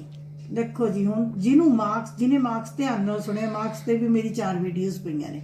जिस बच्चे ने कार्ल मार्क्स नूं समझ लिया, कार्ल मार्क्स दी इक्को एक गल याद रखनी, कार्ल मार्क्स अमीरां दे सख्त खिलाफ सी, मजदूरां ते गरीबां दे हक विच सी। सो कार्ल मार्क्स अमीरां नूं धन दा रखवाला समझदा सी, बिल्कुल गलत, नेड़े तेड़े भी नहीं। वो तो कहता सी अमीरां तो जबरदस्ती धन लै लो। अगली गल, कार्ल मार्क्स अमीरां तो जबरदस्ती धन खोण दे हक विच सी, बिल्कुल ठीक। वो कहना सी लो इन्हां तो लै लो, इन्हां तो धन लै लो। पहली स्टेटमेंट गलत है, दूजी स्टेटमेंट ठीक है। सो पहला सही है नहीं, दूजा सही है, बिल्कुल ठीक। आ भी नहीं, ए भी नहीं, ए भी नहीं, किहड़ा सही है? सैकंड सही है। अगे चलो, पर तुहानूं मार्क्स पता होना चाहिए। अगे कहते हैं कार्ल मार्क्स अते किस दे सांझे विचारां नूं सामवाद कहा जाता है। मैं तुहानूं उपर दस बैठी हां इहदा आंसर कि कार्ल मार्क्स दा परम मित्र कौन सी, अते कार्ल मार्क्स ने अपनी सारियां किताबां किहदे नाल मिल के लिखियां, तो वो बंदा सी फ्रैडरिक एंजल्स। सो कार्ल मार्क्स अते फ्रैडरिक। हाँ जी बेटे, असी जो पार्ट ए दी मैं वीडियो तुहाडे नाल शेयर कीती है, ਉਹਦੇ ਵਿੱਚ मैं थोड़ी डिटेल ਦੇ ਵਿੱਚ चली गई, इस करके मेरी वो वीडियो एक पार्ट ਦੇ ਵਿੱਚ पूरी नहीं हो सकी। सो ਉਸੇ ਵੀਡੀਓ ਨੂੰ मैं इस पार्ट ਦੇ ਵਿੱਚ ਹੁਣ ਤੁਹਾਡੇ ਨਾਲ ਸੈਕਿੰਡ ਵੀਡੀਓ ਦੇ ਵਿੱਚ ਸ਼ੇਅਰ ਕਰ ਰਹੀ ਹਾਂ।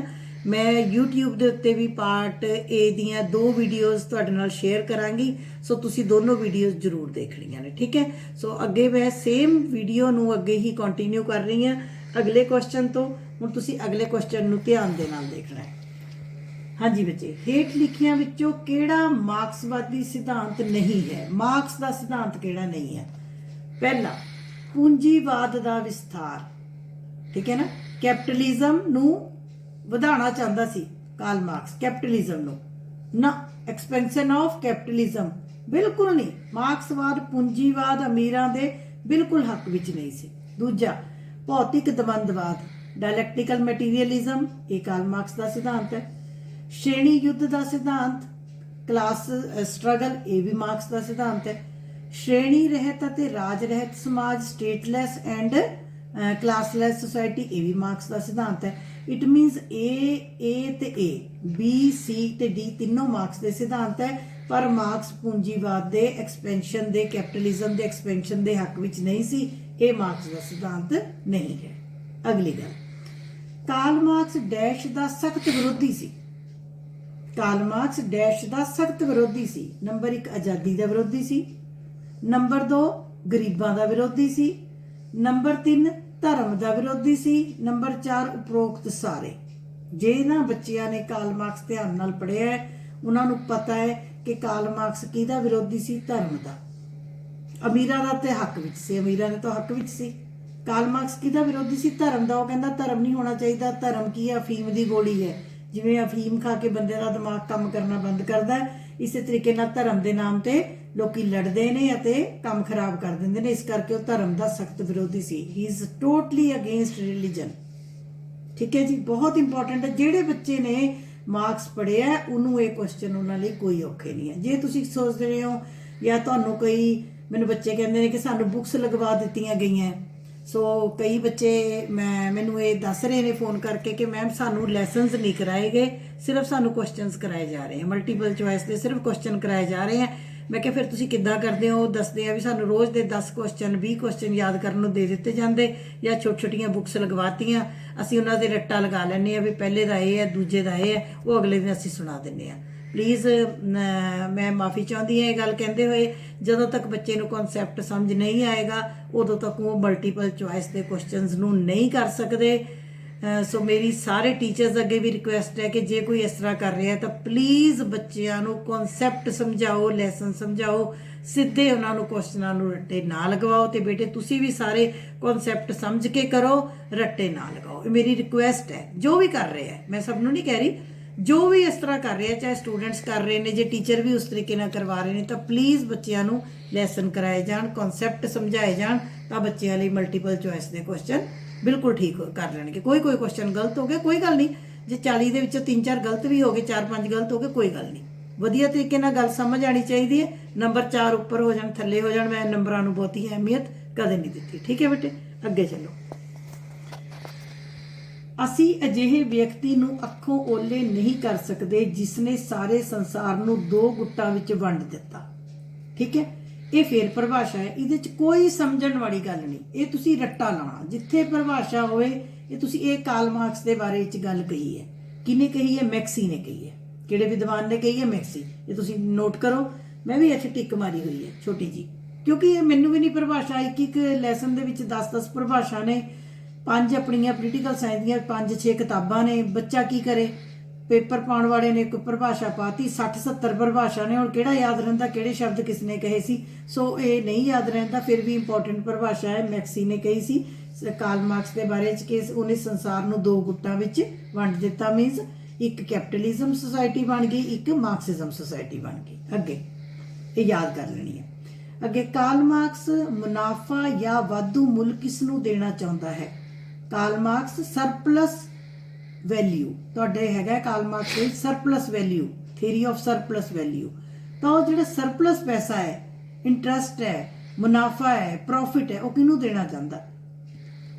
ਮਜ਼ਦੂਰਾਂ ਨੂੰ, ਪੂੰਜੀਪਤੀਆਂ ਅਮੀਰਾਂ ਨੂੰ, ਗੁਲਾਮਾਂ ਨੂੰ, ਜਾਂ ਸਰਮਾਏਦਾਰ ਫੇਰ ਅਮੀਰਾਂ ਨੂੰ ਹੀ ਕਹਿੰਦੇ ਆ।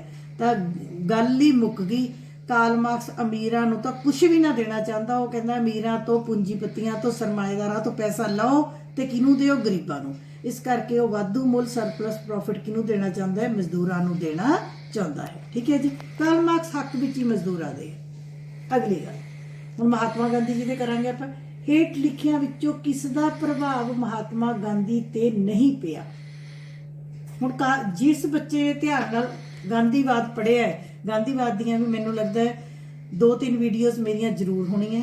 ਸੋ ਮਹਾਤਮਾ ਗਾਂਧੀ ਜਿੱਦਾਂ ਦੇ ਵੀ ਸੀ, ਅਸੀਂ ਸੁਣਦੇ ਹਾਂ ਵੀ ਮਹਾਤਮਾ ਗਾਂਧੀ ਏਦਾਂ ਸੀ, ਸ਼ਾਂਤੀ ਵਾਲੇ ਸੀ, ਉਹ ਕਿਸੇ ਨੂੰ ਮਾਰਦੇ ਨਹੀਂ ਸੀ, ਉਹ ਗੁੱਸਾ ਨਹੀਂ ਸੀ ਕਰਦੇ, ਬੜਾ ਕੁਝ ਅਸੀਂ ਸੁਣਦੇ ਹਾਂ। ਸੋ ਜੇ ਮਹਾਤਮਾ ਗਾਂਧੀ ਦੇ ਵਿਚਾਰ ਏਦਾਂ ਦੇ ਸੀਗੇ ਤਾਂ ਉਹਨਾਂ ਤੇ ਕਿਹਦਾ ਪ੍ਰਭਾਵ ਪਿਆ? ਕਿਹਦਾ ਪ੍ਰਭਾਵ? ਉਹ ਕਹਿੰਦੇ ਨਹੀਂ ਪਿਆ। ਦੇਖੋ ਜੀ, ਭਗਵਤ ਗੀਤਾ, ਗਾਂਧੀ ਜੀ ਬਹੁਤ ਧਾਰਮਿਕ ਸੀ, ਉਹਨਾਂ ਨੇ ਗੀਤਾ ਪੜ੍ਹੀ ਹੋਈ ਸੀ। ਗੀਤਾ ਉਹਨਾਂ ਦੇ ਘਰ 'ਚ ਵੀ ਗੀਤਾ ਦਾ ਪਾਠ ਹੁੰਦਾ ਸੀ, ਗੀਤਾ ਦੇ ਅਸੂਲਾਂ ਨੂੰ ਮੰਨਦੇ ਸੀ। ਬਿਲਕੁਲ ਠੀਕ। ਮਾਤਾ ਪੁਤਲੀ ਬਾਈ, ਉਹਨਾਂ ਦੀ ਮਾਂ ਬਹੁਤ ਧਾਰਮਿਕ ਸੀ। ਗਾਂਧੀ ਜੀ ਦੀਆਂ 80% ਆਦਤਾਂ ਜੋ ਉਹਨਾਂ ਨੇ ਜ਼ਿੰਦਗੀ 'ਚ ਕੀਤਾ, ਉਹਨਾਂ ਨੇ ਆਪਣੀ ਮਾਂ ਤੋਂ ਪ੍ਰਭਾਵਿਤ ਹੋ ਕੇ ਕੀਤਾ। ਤੀਸਰਾ, ਟੋਲਸਟॉय ਬੇਟੇ ਰੂਸ ਦਾ ਇੱਕ ਲੇਖਕ ਹੋਇਆ, ਇਹਨੇ ਵੀ ਬੜੀਆਂ ਅੱਛੀਆਂ ਬੁੱਕਸ ਲਿਖੀਆਂ। ਗਾਂਧੀ ਜੀ ਨੂੰ ਇਹ ਬੜੇ ਪਸੰਦ ਸੀ, ਇਹਨਾਂ ਦੀਆਂ ਬੁੱਕਸ ਬਹੁਤ ਪੜ੍ਹਦੇ ਸੀ। ਚੌਥਾ, ਫਾਜ਼ੀਵਾਦ, ਫੈਸਿਜ਼ਮ ਜਿਹਨੂੰ ਅਸੀਂ ਕਹਿੰਦੇ। ਫਾਜ਼ੀਵਾਦ ਜਾਂ ਫਾਜ਼ਿਜ਼ਮ ਕੀ ਹੈ? ਇਹ ਬੇਟੇ ਇੱਕ ਡਿਕਟੇਟਰ ਵਿਚਾਰਧਾਰਾ ਹੈ। ਜਿਹੜੀ ਕਿ ਲੋਕਾਂ ਨੂੰ ਦਬਾ ਕੇ ਰੱਖਦੀ ਹੈ, ਲੋਕਾਂ ਨੂੰ ਜਿਵੇਂ ਅਸੀਂ ਕਹਿੰਦੇ ਆ ਗਲਾ ਘੁੱਟ ਕੇ ਰੱਖਦੀ ਹੈ, ਨਿਰਕੁੰਸ਼ ਡਿਕਟੇਟਰ। ਸੋ ਗਾਂਧੀ ਕਦੇ ਵੀ ਡਿਕਟੇਟਰ ਨਹੀਂ ਬਣੇ, ਗਾਂਧੀ ਨੇ ਕਦੇ ਵੀ ਕਿਸੇ ਨੂੰ ਦਬਾਉਣ ਦੀ ਕੋਸ਼ਿਸ਼ ਨਹੀਂ ਕੀਤੀ। ਸੋ ਫਾਜ਼ੀਵਾਦ ਦੀ ਵਿਚਾਰਧਾਰਾ ਨੂੰ ਗਾਂਧੀ ਨੇ ਪ੍ਰਭਾਵਿਤ ਨਹੀਂ ਕੀਤਾ। ਅਦਰਵਾਈਜ਼ ਗਾਂਧੀ ਭਗਵਤ ਗੀਤਾ, ਮਾਤਾ ਪੁਤਲੀ ਬਾਈ ਅਤੇ ਟੋਲਸਟੋਏ ਇਹਨਾਂ ਤਿੰਨਾਂ ਤੋਂ ਪ੍ਰਭਾਵਿਤ ਹੋਏ। ਪਰ ਫਾਜ਼ੀਵਾਦ ਇੱਕ ਗੰਦੀ ਵਿਚਾਰਧਾਰਾ ਹੈ, ਸੰਸਾਰ ਨੂੰ ਹਿਲਾ ਦੇਣ ਵਾਲੀ, ਉਹਦੇ ਤੇ ਉਹ ਪ੍ਰਭਾਵਿਤ ਨਹੀਂ ਹੋਏ। ਠੀਕ ਹੈ ਜੀ, ਧਿਆਨ ਨਾਲ ਵੀਡੀਓ ਸੁਣੋਗੇ ਤੁਹਾਨੂੰ ਸਮਝ ਆ ਜਾਏਗਾ। ਅਗਲੀ ਗੱਲ, ਮਹਾਤਮਾ ਗਾਂਧੀ ਜੀ ਦੇ ਰਾਜਨੀਤਿਕ ਗੁਰੂ ਡੈਸ਼ ਸਨ। ਹੁਣ ਇੱਥੇ ਮੈਂ 3 ਕੁਐਸਚਨਸ ਪਾਏ ਨੇ। ਮੈਂ ਹਰ ਰੋਜ਼ ਆਪਣੇ ਬੱਚਿਆਂ ਨੂੰ ਇਹ ਕੁਐਸਚਨ ਕਹਿ ਦਿੰਦੀ ਹਾਂ। ਇੱਥੇ ਦੇਖੋ, ਮੈਂ ਵੀਡੀਓ ਦੇ ਵਿੱਚ ਵੀ ਵੈਰੀ ਇੰਪੋਰਟੈਂਟ ਲਿਖਤਾ। ਜੇ ਮੈਂ ਪੇਪਰ ਪਾਵਾਂ, ਜਿੰਨੇ ਪੇਪਰ ਮੈਂ ਅੱਜ ਤੱਕ ਪਾਏ ਨੇ, ਮੈਂ ਇਹਨਾਂ ਤਿੰਨਾਂ ਚੋਂ ਇੱਕ ਕੁਐਸਚਨ ਜ਼ਰੂਰ ਪਾਉਂਦੀ ਹਾਂ। ਪਹਿਲਾ, ਮਹਾਤਮਾ ਗਾਂਧੀ ਜੀ ਦੇ ਰਾਜਨੀਤਿਕ ਗੁਰੂ ਕੌਣ ਸਨ? ਸਿੱਧਾ ਹੀ ਆਨਸਰ ਮੈਂ ਤੁਹਾਨੂੰ ਦਿੱਤਾ ਹੋਇਆ, ਗੋਪਾਲ ਕ੍ਰਿਸ਼ਨ ਗੋਖਲੇ। ਘੋਲ ਕੇ ਪੀ ਜਾਓ। ਦੂਸਰਾ, ਠੀਕ ਹੈ ਜੀ, who is the political guru of Mahatma Gandhi? That is Gopal Krishna Gokhale. Second is, Mahatma Gandhi ji ਨੂੰ ਮਹਾਤਮਾ ਦੀ ਉਪਾਧੀ ਕਿਸਨੇ ਦਿੱਤੀ? ਆਪਾਂ ਕਹਿੰਦੇ ਨਾ ਮਹਾਤਮਾ ਗਾਂਧੀ, ਉਹਨਾਂ ਦਾ ਨਾਮ ਤਾਂ ਮੋਹਨ ਚੰਦ ਕਰਮਚੰਦ ਗਾਂਧੀ ਸੀ। ਉਹਨਾਂ ਨੂੰ ਮਹਾਤਮਾ ਕੌਣ ਕਹਿੰਦੇ ਸਨ? ਕਿਹਨਾਂ ਨੇ ਉਹਨਾਂ ਨੂੰ ਮਹਾਤਮਾ ਕਿਹਾ ਸੀ? ਰਵਿੰਦਰਨਾਥ ਟੈਗੋਰ ਨੇ। ਤੀਸਰਾ, ਮਹਾਤਮਾ ਗਾਂਧੀ ਜੀ ਨੂੰ ਰਾਸ਼ਟਰਪਿਤਾ, ਆਪਾਂ ਕਹਿੰਦੇ ਮਹਾਤਮਾ ਗਾਂਧੀ ਸਾਡੇ ਰਾਸ਼ਟਰਪਿਤਾ ਹੈ, ਫਾਦਰ ਆਫ ਨੇਸ਼ਨ। ਰਾਸ਼ਟਰਪਿਤਾ ਦੀ ਉਪਾਧੀ ਕਿਸਨੇ ਦਿੱਤੀ? ਸੁਭਾਸ਼ ਚੰਦਰ ਬੋਸ। ਇਹ 3 ਕੁਐਸਚਨ ਘੋਲ ਕੇ ਪੀਜੋ। ਜਿੱਦਾਂ ਮੈਂ ਕਿਹਾ, ਕਾਰਲ ਮਾਰਕਸ ਦੀ ਕਿਤਾਬਾਂ ਪੀਜੋ, ਇਹ 3 ਕੁਐਸਚਨ ਪੀਜੋ। ਅੱਛਾ, ਕਨਫਿਊਜ਼ ਹੋ ਜਾਂਦੇ ਆ। ਈਵਨ ਤੁਸੀਂ ਮੰਨੋਗੇ, ਮੈਂ ਮਤਲਬ ਤੁਹਾਡੇ ਨਾਲ ਸ਼ੇਅਰ ਕਰਦੀ ਹਾਂ ਕਿ ਸਾਨੂੰ ਇੱਕ ਟੈਸਟ ਵਿੱਚ ਕੁਐਸਚਨ ਆ ਗਿਆ ਕਿ ਰਾਸ਼ਟਰਪਿਤਾ ਦੀ ਉਪਾਧੀ ਕਿਸਨੇ ਦਿੱਤੀ। ਕਈ ਵਾਰ ਸਾਨੂੰ ਲੱਗਦਾ ਲੈ ਤਾਂ ਮੈਨੂੰ ਆਉਂਦਾ ਹੀ ਹੈ। ਕਾਲੀ ਦੇ ਵਿੱਚ ਉਸ ਕੁਐਸਚਨ ਦਾ ਆਨਸਰ ਮੈਂ ਰਵਿੰਦਰਨਾਥ ਟੈਗੋਰ ਲਿਖਿਆ ਹੀ ਸੀ। ਮੈਂ ਖੁਦ ਇਹ ਕੁਐਸਚਨ ਗਲਤ ਕਰਕੇ ਆਈ ਸੀ ਆਪਣੇ ਟੈਸਟ ਵਿੱਚ। ਮੈਂ ਐਗਰੀ ਕਰਦੀ ਹਾਂ ਇਸ ਚੀਜ਼ ਨੂੰ, ਕਿਉਂਕਿ ਮੈਨੂੰ ਇਹ ਸੀਗਾ ਵੀ ਤਾਂ ਮੈਨੂੰ ਪਤਾ ਹੀ ਹੈ। ਜਦੋਂ ਤੂੰ ਓਵਰਕਮ, ਮੈਂ ਤੁਹਾਨੂੰ ਪਿਛਲੀ ਵੀਡੀਓ 'ਚ ਵੀ ਕਿਹਾ ਸੀ ਕਿ ਕੌਨਫੀਡੈਂਸ ਬਹੁਤ ਜ਼ਰੂਰੀ ਹੈ, ਪਰ ਓਵਰ ਕੌਨਫੀਡੈਂਸ ਬੰਦੇ ਨੂੰ ਹਮੇਸ਼ਾ ਮਾਰਦਾ। ਵੀ ਇਹ ਤਾਂ ਮੈਨੂੰ ਆਉਂਦਾ ਹੀ ਹੈ। ਜੇ ਤੁਹਾਨੂੰ ਸੌਖੀ ਗੱਲ ਵੀ ਕਿਸੇ ਨੇ ਪੁੱਛ ਲਈ ਨਾ ਕਿ ਭਾਰਤ ਕਦੋਂ ਆਜ਼ਾਦ ਹੋਇਆ, ਤੁਹਾਨੂੰ ਪਤਾ 1947, ਤਾਂ ਵੀ ਇਹਨੂੰ 2 ਮਿੰਟ ਸੋਚਣਾ ਹੈ ਵੀ ਭਾਈ ਠੀਕ, ਮੈਂ ਠੀਕ ਜਵਾਬ ਦੇ ਰਿਹਾ, 1947 ਹੀ ਹੈ। ਭਾਰਤ ਆਜ਼ਾਦੀ ਪੁੱਛੀ ਕਿ ਕੁਝ ਹੋਰ ਪੁੱਛਿਆ? ਸੋ ਇਹ ਕੁਐਸਚਨ 'ਚ ਇਹ ਨਾ ਹੋਏ ਤੁਹਾਨੂੰ ਰਾਸ਼ਟਰਪਿਤਾ ਪੁੱਛ ਲੈਣ ਤੇ ਤੁਸੀਂ ਰਵਿੰਦਰਨਾਥ ਟੈਗੋਰ ਲਿਖਿਓ, ਮਹਾਤਮਾ ਪੁੱਛ ਲੈਣ ਤਾਂ ਸੁਭਾਸ਼ ਚੰਦਰ ਬੋਸ ਕਰ ਦਿਓ, ਗਲਤ ਹੋ ਜਾਏਗਾ ਆਨਸਰ। ਇਹ 3 ਕੁਐਸਚਨ ਘੋਲ ਕੇ ਪੀਣੇ ਨੇ, ਵੈਰੀ ਇੰਪੋਰਟੈਂਟ। ਠੀਕ ਹੈ ਜੀ। ਇੱਕ ਇੱਥੇ ਮੈਂ 2 ਕੁਐਸਚਨ ਇੱਕ ਹੋਰ ਦੱਸਾਂ। ਇੱਕ ਕੁਐਸਚਨ ਆ ਜਾਂਦਾ ਹੈ ਮਹਾਤਮਾ ਗਾਂਧੀ ਤੇ, ਮਹਾਤਮਾ ਗਾਂਧੀ ਦੱਖਣੀ ਅਫਰੀਕਾ ਤੋਂ ਭਾਰਤ ਵਿੱਚ ਕਦੋਂ ਵਾਪਸ ਆਏ? ਪਹਿਲਾਂ ਉਹ ਦੱਖਣੀ ਅਫਰੀਕਾ ਸੀ, ਫਿਰ ਉਹ ਆਏ, ਉਹ 1915 ਦੇ ਵਿੱਚ। ਹੁਣ ਕਿਤਾਬਾਂ ਵਿੱਚ 14 ਵੀ ਹੈ, 15 ਵੀ ਹੈ। ਹੁਣ ਤੁਹਾਡੇ ਆਪਸ਼ਨ ਵਿੱਚ ਮੈਨੂੰ ਨਹੀਂ ਪਤਾ ਕੀ ਆਏਗਾ, 14 ਆਏਗਾ ਕਿ 15 ਆਏਗਾ। ਠੀਕ ਹੈ। ਅਦਰਵਾਈਜ਼ ਜੇ ਕੱਲਾ 15 ਹੋਇਆ ਤਾਂ 15 ਲਿਖ ਦਿਓ, ਜੇ ਕੱਲਾ 14 ਹੋਇਆ 14 ਲਿਖ ਦਿਓ। ਜੇ 14 15 ਹੋਇਆ ਫਿਰ ਮੈਂ ਕਹਿ ਨਹੀਂ ਸਕਦੀ, ਦੋਨੋਂ ਲਿਖੋਗੇ ਤਾਂ ਰੌਂਗ ਹੋ ਜਾਏਗਾ। ਚਲੋ, ਪਰਮਾਤਮਾ ਕਰੇ ਏਦਾਂ ਨਾ ਹੋਵੇ। ਠੀਕ ਹੈ ਜੀ। ਇਹ ਕੁਐਸਚਨ ਵੀ ਬੇਟੇ ਇੱਥੇ ਇੰਪੋਰਟੈਂਟ ਹੈ, ਇਹਨੂੰ ਕੁਐਸਚਨ ਨੂੰ ਵੀ ਨਾਲ ਐਡ ਕਰ ਲਿਓ। ਠੀਕ। ਅਗਲਾ, ਹੇਠ ਲਿਖਿਆਂ ਵਿੱਚੋਂ ਕਿਹੜਾ ਸੱਤਿਆਗ੍ਰਹਿ ਦਾ ਸਾਧਨ ਨਹੀਂ ਹੈ? ਹੁਣ ਮਹਾਤਮਾ ਗਾਂਧੀ ਨੇ ਸੱਤਿਆਗ੍ਰਹਿ ਦਿੱਤਾ। ਸੱਤਿਆਗ੍ਰਹਿ ਮੀਨਸ ਸੱਚ ਤੇ ਡਟੇ ਰਹਿਣਾ। ਠੀਕ ਹੈ ਨਾ, ਸੱਚ ਦੇ ਲਈ ਖੜੇ ਰਹਿਣਾ, ਵੀ ਸੱਚ ਤੋਂ ਨਹੀਂ ਡੋਲਣਾ, ਨਹੀਂ ਸੋਚਣਾ ਬਿਲਕੁਲ, ਚਾਹੇ ਕੋਈ ਤੁਹਾਡੇ ਤੇ ਕਸ਼ਟ ਆ ਜੇ। ਮਹਾਤਮਾ ਗਾਂਧੀ ਕਹਿੰਦੇ ਬੰਦੇ ਨੂੰ ਸੱਚ ਨੂੰ ਤਿਆਗਣਾ ਨਹੀਂ ਚਾਹੀਦਾ, ਟਰੁੱਥ ਦੇ ਨਾਲ ਰਹਿਣਾ ਚਾਹੀਦਾ ਹੈ, ਚਾਹੇ ਤੁਹਾਨੂੰ ਵੱਡੀ ਤੋਂ ਵੱਡੀ ਕੋਈ ਪ੍ਰੋਬਲਮ ਖੜੀ ਹੋ ਜੇ। ਸੋ ਉਹ ਕਹਿੰਦੇ ਸੱਤਿਆਗ੍ਰਹਿ ਦੀ ਪਾਲਣਾ ਕਰਨ ਦੇ ਲਈ ਉਹ ਤਰੀਕੇ ਦੱਸਦੇ ਆ। ਤੁਹਾਡੀ ਬੁੱਕ ਵਿੱਚ ਵੈਰੀ ਇੰਪੋਰਟੈਂਟ ਚੈਪਟਰ ਹੈ, ਵੈਰੀ ਇੰਪੋਰਟੈਂਟ ਕੁਐਸਚਨ। ਪਹਿਲਾ ਦੱਸਦੇ ਆ ਹਿਜਰਤ, ਇਹਨੂੰ ਇੰਗਲਿਸ਼ 'ਚ ਵੀ ਹਿਜਰਤ ਹੀ ਕਹਿੰਦੇ ਆ। ਹਿਜਰਤ ਮੈਨੇ ਆਪਣੀ ਜਗ੍ਹਾ ਨੂੰ ਛੱਡ ਕੇ ਚੱਲ ਜਾਣਾ। ਮਤਲਬ ਜੇ ਤੁਹਾਨੂੰ ਕੋਈ ਤੰਗ ਕਰ ਰਿਹਾ, ਜੇ ਉਹ ਨਹੀਂ ਤੁਹਾਨੂੰ ਛੱਡ ਕੇ, ਮਤਲਬ ਉਹ ਤੰਗ ਕਰ ਰਿਹਾ, ਤੁਸੀਂ ਨਹੀਂ ਮੁਕਾਬਲਾ ਕਰ ਸਕਦੇ, ਆਪਣੀ ਜਗ੍ਹਾ ਨੂੰ ਛੱਡ ਕੇ ਚਲੇ ਜਾਓ। ਦੂਸਰਾ, ਸ਼ਾਂਤੀਪੂਰਨ ਹੜਤਾਲਾਂ ਅਤੇ ਧਰਨੇ। ਗਾਂਧੀ ਜੀ ਕਹਿੰਦੇ ਹੜਤਾਲ ਕਰੋ, ਧਰਨੇ ਕਰੋ, ਠੀਕ ਹੈ, ਸਟ੍ਰਾਈਕਸ ਕਰੋ, ਬਟ ਸ਼ਾਂਤੀਪੂਰਨ ਤਰੀਕੇ ਨਾਲ, ਮਾਰ ਕਟਾਈ ਤੋੜ ਫੋੜ ਨਹੀਂ ਕਰਨੀ। ਤੀਸਰਾ ਹੈਗਾ ਹੈ ਹਿੰਸਕ ਸਾਧਨਾਂ ਦੀ ਵਰਤੋਂ, ਵਾਇਲੈਂਟ ਮੀਨਸ ਨੂੰ ਯੂਜ਼ ਕਰਨਾ। ਇੱਕ ਗੱਲ ਘੋਲ ਕੇ ਪੀਜੋ ਕਿ ਮਹਾਤਮਾ ਗਾਂਧੀ ਕਹਿੰਦੇ ਸੀ ਵੀ ਥੱਪੜ ਵੀ ਨਹੀਂ ਕਿਸੇ ਨੂੰ ਮਾਰਨਾ, ਕਿਸੇ ਵੱਲ ਉਂਗਲ ਵੀ ਨਹੀਂ ਚੱਕਣੀ, ਤਾਂ ਮਹਾਤਮਾ ਗਾਂਧੀ ਹਿੰਸਕ ਸਾਧਨਾਂ ਦੇ ਕਦੇ ਵੀ ਹੱਕ ਵਿੱਚ ਨਹੀਂ ਹੋਣਗੇ। ਚੌਥਾ, ਵਰਤ ਰੱਖਣੇ। ਤੁਹਾਨੂੰ ਪਤਾ ਗਾਂਧੀ ਜੀ ਕੋਈ ਗੱਲ ਹੁੰਦੀ ਸੀ, ਉਹ ਕਦੇ ਮਰਨ ਵਰਤ, ਕਦੇ ਭੁੱਖ ਹੜਤਾਲ ਤੇ ਬੈਠ ਜਾਂਦੇ ਸੀ। ਜੇ ਉਹਨਾਂ ਦਾ ਕੋਈ ਸਟੂਡੈਂਟ ਵੀ ਗਲਤੀ ਕਰਦਾ ਸੀ ਤਾਂ ਉਹ ਆਪ ਭੁੱਖੇ ਰਹਿੰਦੇ ਸੀ, ਆਪ ਵਰਤ ਰੱਖਦੇ ਸੀ, ਆਪ ਉਹਨੂੰ ਦਿਖਾਉਣ ਲਈ ਕਿ ਦੇਖ ਤੂੰ ਗਲਤੀ ਕੀਤੀ ਹੈ, ਮੈਂ ਤੇਰੇ ਲਈ ਸਜ਼ਾ ਭੁਗਤ ਰਿਹਾ। ਸੋ ਵਰਤ ਮਹਾਤਮਾ ਗਾਂਧੀ ਨੇ ਸਾਰੀ ਜ਼ਿੰਦਗੀ ਵਰਤਾਂ ਤੇ ਹੀ ਰਹੇ ਨੇ। ਸੋ ਇਸ ਸੱਤਿਆਗ੍ਰਹਿ ਦੇ ਵਿੱਚ ਉਹ ਕਹਿੰਦੇ ਹਿਜਰਤ ਵੀ ਵਰਤੋ, ਸ਼ਾਂਤੀਪੂਰਨ ਹੜਤਾਲਾਂ ਧਰਨੇ ਕਰੋ, ਵਰਤ ਰੱਖੋ, ਮਰਨ ਵਰਤ ਰੱਖੋ, ਭੁੱਖ ਹੜਤਾਲ ਤੇ ਬੈਠੋ ਸਰਕਾਰ ਦੇ ਸਾਹਮਣੇ, ਪਰ ਹਿੰਸਕ ਸਾਧਨਾਂ ਦੀ ਵਰਤੋਂ ਇਹ ਉਹਨਾਂ ਦੇ ਸੱਤਿਆਗ੍ਰਹਿ ਦਾ ਸਾਧਨ ਨਹੀਂ ਹੈ। ਕਦੇ ਵੀ ਮਹਾਤਮਾ ਗਾਂਧੀ ਹਿੰਸਕ ਸਾਧਨਾਂ ਦੀ ਵਰਤੋਂ ਦੇ ਹੱਕ ਵਿੱਚ ਨਹੀਂ ਸਨ। ਹਿੰਸਕ ਸਾਧਨ ਮੈਨੇ ਵਾਇਲੈਂਟ ਮੀਨਸ, ਤੋੜ ਫੋੜ ਕਰਤੀ, ਅੱਗਾਂ ਲਾਤੀਆਂ, ਠੀਕ ਹੈ ਨਾ, ਕਿਸੇ ਨੂੰ ਮਾਰਤਾ, ਗੋਲੀ ਮਾਰਤੀ, ਬੰਬ ਮਾਰਤੇ, ਗਾਂਧੀ ਜੀ ਦੇ ਹੱਕ ਵਿੱਚ ਨਹੀਂ ਸੀ। ਉਹ ਕਹਿੰਦੇ ਸੀ ਜੇ ਆਜ਼ਾਦੀ ਵੀ ਲੈਣੀ ਹੈ ਤਾਂ ਅਸੀਂ ਸ਼ਾਂਤੀਪੂਰਨ ਤਰੀਕੇ ਨਾਲ ਲੈਣੀ ਹੈ। ਠੀਕ ਹੈ ਜੀ। ਅਗਲੀ ਗੱਲ, ਹੇਠ ਲਿਖਿਆਂ ਵਿੱਚੋਂ ਕਿਹੜਾ ਵਿਚਾਰ ਮਹਾਤਮਾ ਗਾਂਧੀ ਜੀ ਦਾ ਨਹੀਂ ਹੈ? ਹੁਣ ਜਿਸ ਬੱਚੇ ਨੇ ਗਾਂਧੀ ਜੀ ਧਿਆਨ ਨਾਲ ਪੜ੍ਹਿਆ ਹੈ ਉਹ ਦੇਖੋ, ਪਹਿਲਾ ਅਹਿੰਸਾ ਵਿੱਚ ਵਿਸ਼ਵਾਸ। ਹਿੰਸਾ ਮੈਨੇ ਮਾਰਨਾ, ਮਾਰ ਕਟਾਈ ਹਿੰਸਾ। अहिंसा मैंने शांति, अहिंसा मैंने शांति। अहिंसा विच विश्वास, ये बिल्कुल गांधी का विश्वास सी, बिल्कुल उन्होंने का विचार है। दूजा, राज का उद्देश्य लोगों का भला करना हो। महात्मा गांधी की कहते सी, राज कदे लिए होना चाहिए, लोगों के भले लिए होना चाहिए, बिल्कुल ठीक है, ये भी गांधी जी का विचार है। तीसरा, अमीर अते गरीब विच संघर्ष। महात्मा गांधी कहते कि अमीर अते गरीब च संघर्ष चलता है। संघर्ष मैंने स्ट्रगल चल रहा है, क्लास वार चल रही है। अमीर होर अमीर होना चाहते हैं तो गरीब उन्होंने तो पैसे खोना चाहते हैं। चौथा, चंगे उद्देशों लिए चंगे साधना की लोड़। Very very very very important. जे तुहानूं 4 नंबर के क्वेश्चन आने होंगे ना तो ये क्वेश्चन जरूर आता, पर उन्होंने आने ही नहीं। गांधी जी की कहते सी, जे तुहाडा उद्देश चंगा है तो तुहाडे उद्देश नूं पूरा करने लई साधन भी चंगे होने चाहिए हैं। इसका मतलब गांधी का ए भी गांधी जी का विचार है, बी भी है अते डी भी है। किहड़ा नहीं है? सी नहीं है। अमीर अते गरीब विच संघर्ष, एक किहदा विचार है? कार्ल मार्क्स का। कार्ल मार्क्स ने दिता सी क्लास स्ट्रगल। कार्ल मार्क्स कहता है अमीर गरीब संघर्ष है, गांधी जी नहीं कहते। ठीक है जी। अगला, महात्मा गांधी जी की जीवन कथा, स्वै जीवनी, ऑटोबायोग्राफी। ऑटोबायोग्राफी किहड़ी हुंदी है? जिहड़ा बंदा अपनी जिंदगी के बारे च अपनी किताब आप लिखे कि मैं जिंदगी दे मेरे की तजर्बे हैं, मैं किद्दां जिंदगी बिताई, उन्होंने कहते जीवन कथा, स्वै जीवनी, autobiography. What is the name of the autobiography of Mahatma Gandhi? खोल के भेजो क्वेश्चन, छपेगा पेपर च।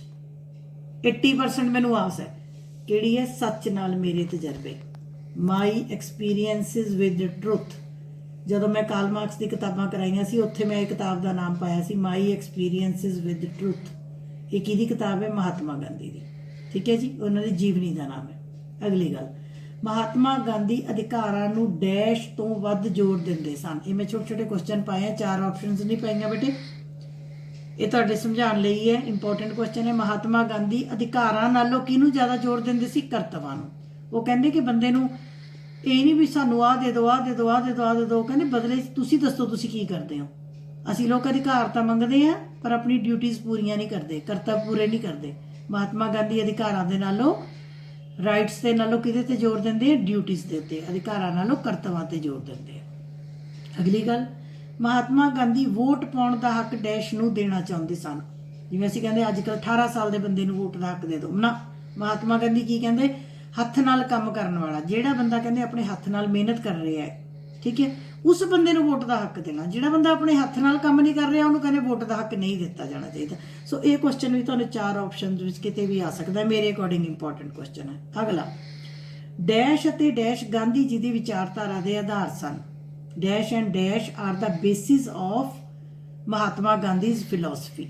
महात्मा गांधी की सारी विचारधारा 2 गल्लां दे आले दुआले घूमी है, एक सच, एक अहिंसा, ट्रुथ एंड नॉन वायलेंस।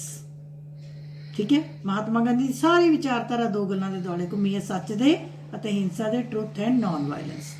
अगला बेटे, महात्मा गांधी जी चंगे उद्देशों की प्राप्ति लिए चंगे डैश ते जोर देंदे हैं। वो कहते if your aims are good then your means should always good. चंगे उद्देशों की प्राप्ति लिए चंगे साधना ते जोर देंदे हैं। उद्देश मैंने एम, साधन मैंने मीनस, तरीके, कि जे तुसी कुछ चंगा प्राप्त करना है तो उसदे लई तुसी साधन भी की वरतो? चंगे वरतो, चंगे साधना की वरतों करनी चाहिए है। ये क्वेश्चन भी बेटे इंपॉर्टेंट है, किसी तरह घूम के आ सकता है। सो मैनू लगता है कि मैं तुहानू ए पार्ट की रिविजन 2 पार्ट्स विच करवाई है बेटे। जदों आपां सानू सारे पंजाब च वर्क बुक भी लगियां हुई हैं, सो वर्क बुक दे विच भी काफ़ी टाइप के क्वेश्चन है, उन्हां दी भी तुसीं अच्छी तरह रीडिंग देनी है। ਬਟ ਮੈਂ ਆਪਣੀ ਕਲਾਸ ਦੇ ਵਿੱਚ ਬੱਚਿਆਂ ਨੂੰ ਇੱਕੋ ਗੱਲ ਕਹਿੰਨੀ ਹੈ ਕਿ ਮੰਨ ਲਓ ਮੈਂ ਅੱਜ ਉਦਾਰਵਾਦ ਯਾਦ ਕਰਨ ਨੂੰ ਦਿੱਤਾ ਹੈ ਤਾਂ ਮੈਂ ਉਹਨਾਂ ਨੂੰ ਪਹਿਲਾਂ ਇਹੀ ਹੁੰਦਾ ਕਿ ਪਹਿਲਾਂ ਤੁਸੀਂ ਉਦਾਰਵਾਦ ਨੂੰ ਪੜ੍ਹੋ, ਲੈਸਨ ਨੂੰ ਕੰਪਲੀਟ ਪੜ੍ਹੋ, ਮੈਂ ਜੋ ਨੋਟਸ ਦਿੱਤੇ ਨੇ ਉਹਨੂੰ ਕੰਪਲੀਟ ਪੜ੍ਹੋ, ਉਸ ਤੋਂ ਬਾਅਦ ਕੁਐਸਚਨ ਆਨਸਰਸ ਦੇ ਆਓ। ਇਕੱਲੇ ਕੁਐਸਚਨ ਆਨਸਰਸ ਕਰੋਗੇ ਤਾਂ ਗੱਲ ਕੋਈ ਨਹੀਂ ਬਣਨੀ। ਨੰਬਰ ਹੋ ਸਕਦਾ ਹੈ ਨਕਲ ਨੁਕਲ ਮਾਰ ਕੇ 40 ਚੋਂ 40 ਆ ਜਾਣ, ਪਰ ਤੁਹਾਨੂੰ ਆਣਾ ਕੁਝ ਨਹੀਂ। ਜੇ ਲੈਸਨ ਸਮਝ ਕੇ ਬੱਚੇ ਕਰੋਗੇ ਤਾਂ ਮੈਨੂੰ ਲੱਗਦਾ ਬੈਟਰ ਹੈ, ਨੰਬਰ ਚਾਹੇ 4 ਘੱਟ ਆ ਜਾਣ ਪਰ ਤੁਹਾਡੀ ਸਾਰੀ ਜ਼ਿੰਦਗੀ ਲਈ ਤੁਹਾਨੂੰ ਗੱਲ ਸਮਝ ਆ ਜਾਣੀ। ਸੋ ਮੈਂ ਥੋੜਾ ਜਿਹਾ ਨਿਚੋੜ ਦੱਸ ਰਹੀ ਹਾਂ। ਕਾਰਲ ਮਾਰਕਸ ਦੀ ਵਿਚਾਰਧਾਰਾ ਯਾਦ ਰੱਖਣਾ ਹੈ। ਮਾਰਕਸ ਅਮੀਰਾਂ ਦੇ ਵਿਰੋਧ ਵਿੱਚ ਸੀ, ਗਰੀਬਾਂ ਦੇ ਮਜ਼ਦੂਰਾਂ ਦੇ ਹੱਕ ਵਿੱਚ ਸੀ। ਕਾਰਲ ਮਾਰਕਸ ਧਨ ਦੇ ਕਾਰਲ ਮਾਰਕਸ ਦੀ ਸਾਰੀ ਫਿਲਾਸਫੀ ਪੈਸੇ ਦੇ, ਭੌਤਿਕ ਚੀਜ਼ਾਂ ਦੇ, ਮਟੀਰੀਅਲ ਚੀਜ਼ਾਂ ਦੇ, ਧਨ ਦੇ ਆਲੇ ਦੁਆਲੇ ਘੁੰਮਦੀ ਹੈ। ਉਹ ਕਹਿੰਦਾ ਸਾਰੀ ਪ੍ਰੋਬਲਮ ਦੀ ਜੜ ਧਨ ਹੈ। ਜਦੋਂ ਅਸੀਂ ਮਹਾਤਮਾ ਗਾਂਧੀ ਦੀ ਗੱਲ ਕਰਦੇ ਹਾਂ ਤਾਂ ਮਹਾਤਮਾ ਗਾਂਧੀ ਦੀ ਸਾਰੀ ਵਿਚਾਰਧਾਰਾ ਦੋ ਗੱਲਾਂ ਦੇ ਦੁਆਲੇ ਘੁੰਮਦੀ ਹੈ, ਸੱਚ ਅਤੇ ਅਹਿੰਸਾ, ਟਰੁੱਥ ਐਂਡ ਨਾਨ ਵਾਇਲੈਂਸ। ਸੋ ਮਹਾਤਮਾ ਗਾਂਧੀ ਦੇ ਉੱਤੇ ਕੁਐਸਚਨ ਆਊਗਾ ਤਾਂ ਮਹਾਤਮਾ ਗਾਂਧੀ ਦੀ ਪਰਸਨੈਲਿਟੀ ਨੂੰ ਯਾਦ ਕਰ ਲਿਓ ਵੀ ਉਹ ਕੀ ਸੀ, ਉਹਦੇ ਅਕੋਰਡਿੰਗ ਜਵਾਬ ਦਿਓ। ਅਗਲੀ ਗੱਲ, ਉਦਾਰਵਾਦ ਦੀ ਗੱਲ ਕਰੀਏ, ਲਿਬਰਲਿਜ਼ਮ, ਤਾਂ ਲਿਬਰਲਿਜ਼ਮ ਦੀ ਸਾਰੀ ਵਿਚਾਰਧਾਰਾ ਕਿਹਦੇ ਦੁਆਲੇ ਘੁੰਮਦੀ ਹੈ? ਸੁਤੰਤਰਤਾ ਦੇ, ਫਰੀडम ਦੇ। ਸੋ ਮੈਂ ਬੱਚਿਆਂ ਨੂੰ ਇਹੀ ਯਾਦ ਕਰਾਨੀ ਹੁੰਨੀ ਹੈ ਕਿ ਜਿਹਨੂੰ ਕਹਿੰਦੇ ਕਾਰਲ ਮਾਰਕਸ ਦੀ ਘੋੜੀ ਕਹਿੰਦੇ ਮੁੜ ਤੁੜ ਕੇ ਪੈਸੇ ਦੇ ਹੇਠਾਂ, ਅਮੀਰ ਗਰੀਬ ਦੇ ਲੜਾਈ ਦੇ ਵਿੱਚ, ਤੇ ਉਦਾਰਵਾਦ ਦੀ ਸਾਰੀ ਵਿਚਾਰਧਾਰਾ ਮੁੜ ਤੁੜ ਕੇ ਘੋੜੀ ਕਿਹਦੇ ਅੰਦਰ ਆ ਕੇ ਖੜੀ ਹੋ ਗਈ? ਸੁਤੰਤਰਤਾ ਦੇ। ਸੋ ਇਦਾਂ ਦੀ ਕਨਸੈਪਟ ਤੁਹਾਨੂੰ ਪਤਾ ਹੋਣਾ ਚਾਹੀਦਾ। ਕੱਲ ਨੂੰ ਤੁਸੀਂ ਜ਼ਿੰਦਗੀ 'ਚ ਜਾਂਦੇ ਹੋ, ਤੁਹਾਡੇ ਨਾਲ ਕੋਈ ਗੱਲ ਕਰਦਾ ਹੈ ਕਿ ਉਦਾਰਵਾਦ ਕੀ ਹੈ, ਲਿਬਰਲਿਜ਼ਮ ਕਿੱਦਾਂ ਦੀ ਥਿਊਰੀ ਹੈ, ਤਾਂ ਤੁਹਾਨੂੰ ਇੱਕਦਮ ਸਟ੍ਰਾਈਕ ਕਰਨਾ ਚਾਹੀਦਾ ਕਿ ਅੱਛਾ ਸੁਤੰਤਰਤਾ ਦੀ ਗੱਲ ਹੋ ਰਹੀ ਹੈ, ਫਰੀडम ਦੀ ਗੱਲ ਹੋ ਰਹੀ ਹੈ। ਜੇ ਅਸੀਂ ਮਾਰਕਸ ਦੀ ਗੱਲ ਕਰ ਰਹੇ ਹਾਂ, ਤੁਹਾਨੂੰ ਪਤਾ ਹੋਣਾ ਚਾਹੀਦਾ ਕਿ ਮਾਰਕਸ ਨੇ ਕੀ ਕਿਹਾ। ਉਸਨੇ ਕਹਿੰਦਾ ਅਮੀਰਾਂ ਤੋਂ ਧਨ ਲਓ, ਗਰੀਬਾਂ 'ਚ ਵੰਡੋ, ਸਾਰਿਆਂ ਨੂੰ ਬਰਾਬਰ ਕਰੋ। ਅਮੀਰ ਗਰੀਬ ਹੋਣੇ ਹੀ ਨਹੀਂ ਚਾਹੀਦੇ, ਸਾਰੇ ਬਰਾਬਰ ਹੋਣੇ ਚਾਹੀਦੇ ਆ। ਫਿਰ ਰਾਜ ਦੀ ਵੀ ਕਹਿੰਦਾ ਕੋਈ ਲੋੜ ਨਹੀਂ। ਠੀਕ ਹੈ। ਸੋ ਪਤਾ ਹੋਣਾ ਚਾਹੀਦਾ ਹੈ ਕਿ ਕਿਹਦੀ ਫਿਲਾਸਫੀ ਹੈ, ਕੋਈ ਕੀ। ਹੁਣ ਭਗਤ ਸਿੰਘ ਦੀ ਫਿਲਾਸਫੀ ਅਲੱਗ ਹੈ, ਮਹਾਤਮਾ ਗਾਂਧੀ ਦੀ ਫਿਲਾਸਫੀ ਅਲੱਗ ਹੈ। ਭਗਤ ਸਿੰਘ, ਰਾਜਗੁਰੂ ਸੁਖਦੇਵ, ਬਾਲ ਗੰਗਾਧਰ ਤਿਲਕ ਸਾਰੇ ਗਰਮ ਦਲ ਵਾਲੇ ਸੀ। ਇਹ ਕਹਿੰਦੇ ਸੀ ਆਜ਼ਾਦੀ ਲੈਣੀ ਅਸੀਂ ਚਾਹੇ ਬੰਬ ਮਾਰ ਕੇ ਲੈਣੀ ਪਵੇ। ਮਹਾਤਮਾ ਗਾਂਧੀ ਬਿਲਕੁਲ ਅਲੱਗ ਸੀਗੇ। ਉਹ ਕਹਿੰਦੇ ਵੀ ਆਜ਼ਾਦੀ ਲੈਣੀ ਹੈ ਪਰ ਲੈਣੀ ਸ਼ਾਂਤੀਪੂਰਨ ਤਰੀਕੇ ਨਾਲ ਹੈ। ਸੋ ਬੱਚੇ ਲੈਸਨ ਨੂੰ ਸਮਝਣ ਦੀ ਕੋਸ਼ਿਸ਼ ਕਰੋ। ਖਾਸ ਤੌਰ ਦੇ ਉੱਤੇ ਵੀਡੀਓ ਦੇ ਅੰਤ ਵਿੱਚ ਮੈਂ ਤੁਹਾਨੂੰ ਜ਼ਰੂਰ ਕਹੂੰਗੀ ਕਿ ਪਹਿਲੇ ਲੈਸਨ ਨੂੰ ਰਾਜਨੀਤਿਕ ਪ੍ਰਣਾਲੀ ਦੇ ਵਿੱਚੋਂ ਤੁਹਾਨੂੰ 8-9 ਕੁਐਸਚਨਸ ਆਣੇ ਨੇ, ਉਹਨੂੰ ਤੁਸੀਂ ਚੰਗੀ ਤਰ੍ਹਾਂ ਕਰ ਲਓ। ਠੀਕ ਹੈ। ਮੈਂ ਆਸ ਰੱਖਦੀ ਹਾਂ ਅਧਿਆਪਕਾਂ ਤੋਂ ਵੀ ਤੇ ਤੁਹਾਡੇ ਤੋਂ ਵੀ ਕਿ ਇਹ ਦੋਨੋਂ ਵੀਡੀਓਜ਼ ਤੁਹਾਨੂੰ ਕਾਫੀ ਹੈਲਪ ਕਰਨਗੀਆਂ। ਸੋ ਮੇਰੇ ਵੱਲੋਂ ਬੈਸਟ ਆਫ ਲੱਕ ਹੈ ਤੁਹਾਡੇ ਪੇਪਰਸ ਦੇ ਲਈ ਸਾਰਿਆਂ ਨੂੰ। ਠੀਕ ਹੈ। ਚੀਟਿੰਗ ਕਰਨੀ ਹੈ ਤਾਂ ਸੋਚ ਕੇ ਕਰਿਓ, ਵੈਸੇ ਆਪਣੀ ਇਮਾਨਦਾਰੀ ਦੇ ਨਾਲ ਪੇਪਰ ਕਰਿਓ। ਤੁਹਾਨੂੰ ਖੁਸ਼ੀ ਹੋਏਗੀ ਜਿੰਨੇ ਨੰਬਰ ਤੁਹਾਡੇ ਆਣਗੇ। ਕੋਈ ਗੱਲ ਨਹੀਂ, ਤੇ 4-5 ਨੰਬਰ ਘੱਟ ਵੀ ਗਏ ਤਾਂ ਕੋਈ ਐਡੀ ਗੱਲ ਨਹੀਂ ਹੈਗੀ। ਠੀਕ ਹੈ। ਬਾਕੀ ਫਿਰ ਵੀ ਜੇ ਕਿਸੇ ਬੱਚੇ, ਮੈਨੂੰ ਆਮ ਬੱਚੇ ਮੈਸੇਜ ਵੀ ਤੁਸੀਂ ਕਰਦੇ ਰਹਿੰਦੇ ਹੋ ਤੇ ਮੈਨੂੰ ਬੱਚੇ ਆਪਣੇ ਨੋਟਸ ਬਣਾ ਕੇ ਵੀ ਪਾਉਂਦੇ ਨੇ। ਫਿਰ ਵੀ ਜੇ ਤੁਸੀਂ ਕੁਝ ਇੰਗਲਿਸ਼ ਮੀਡੀਅਮ ਦੇ ਬੱਚਿਆਂ ਨੂੰ ਜਾਂ ਕਿਸੇ ਨੂੰ ਕੋਈ ਪ੍ਰੋਬਲਮ ਹੋਵੇ ਤਾਂ ਬੇਟੇ ਰਾਤ ਨੂੰ 9 ਵਜੇ ਤੋਂ ਬਾਅਦ ਤੁਸੀਂ ਮੈਨੂੰ ਕਾਲ ਕਰ ਸਕਦੇ ਹੋ। ਮੈਂ 12 ਵਜੇ ਤੱਕ ਰੋਜ਼ ਜਾਗਦੀ ਹਾਂ, 9 ਤੋਂ 12 ਤੁਸੀਂ ਮੈਨੂੰ ਕਾਲ ਕਰ ਸਕਦੇ ਹੋ। ਠੀਕ ਹੈ ਜੀ। ਸੋ WhatsApp ਮੈਂ ਥੋੜਾ ਘੱਟ ਦੇਖਦੀ ਹਾਂ। ਸੋ WhatsApp ਦੇ ਉੱਤੇ ਮੈਸੇਜ ਕਈ ਵਾਰ ਮੈਂ ਨਹੀਂ ਦੇਖਦੀ, ਬਟ 9 ਵਜੇ ਤੋਂ 12 ਵਜੇ ਤੱਕ ਜੇ ਤੁਸੀਂ ਕਾਲ ਕਰੋਗੇ ਮੈਂ ਜ਼ਰੂਰ ਚੱਕ ਕੇ ਤੁਹਾਨੂੰ ਗਾਈਡ ਕਰ ਦਾਂਗੀ। ਸੋ ਕਿਸੇ ਵੀ ਗਲਤੀ ਦੇ ਲਈ ਮਾਫੀ ਚਾਹਨੀ ਹੈ। ਬਹੁਤ ਬਹੁਤ ਪਿਆਰ ਅਤੇ ਪੇਪਰਾਂ ਦੇ ਲਈ ਸ਼ੁਭ ਇੱਛਾਵਾਂ। Best of luck. Thank you very much.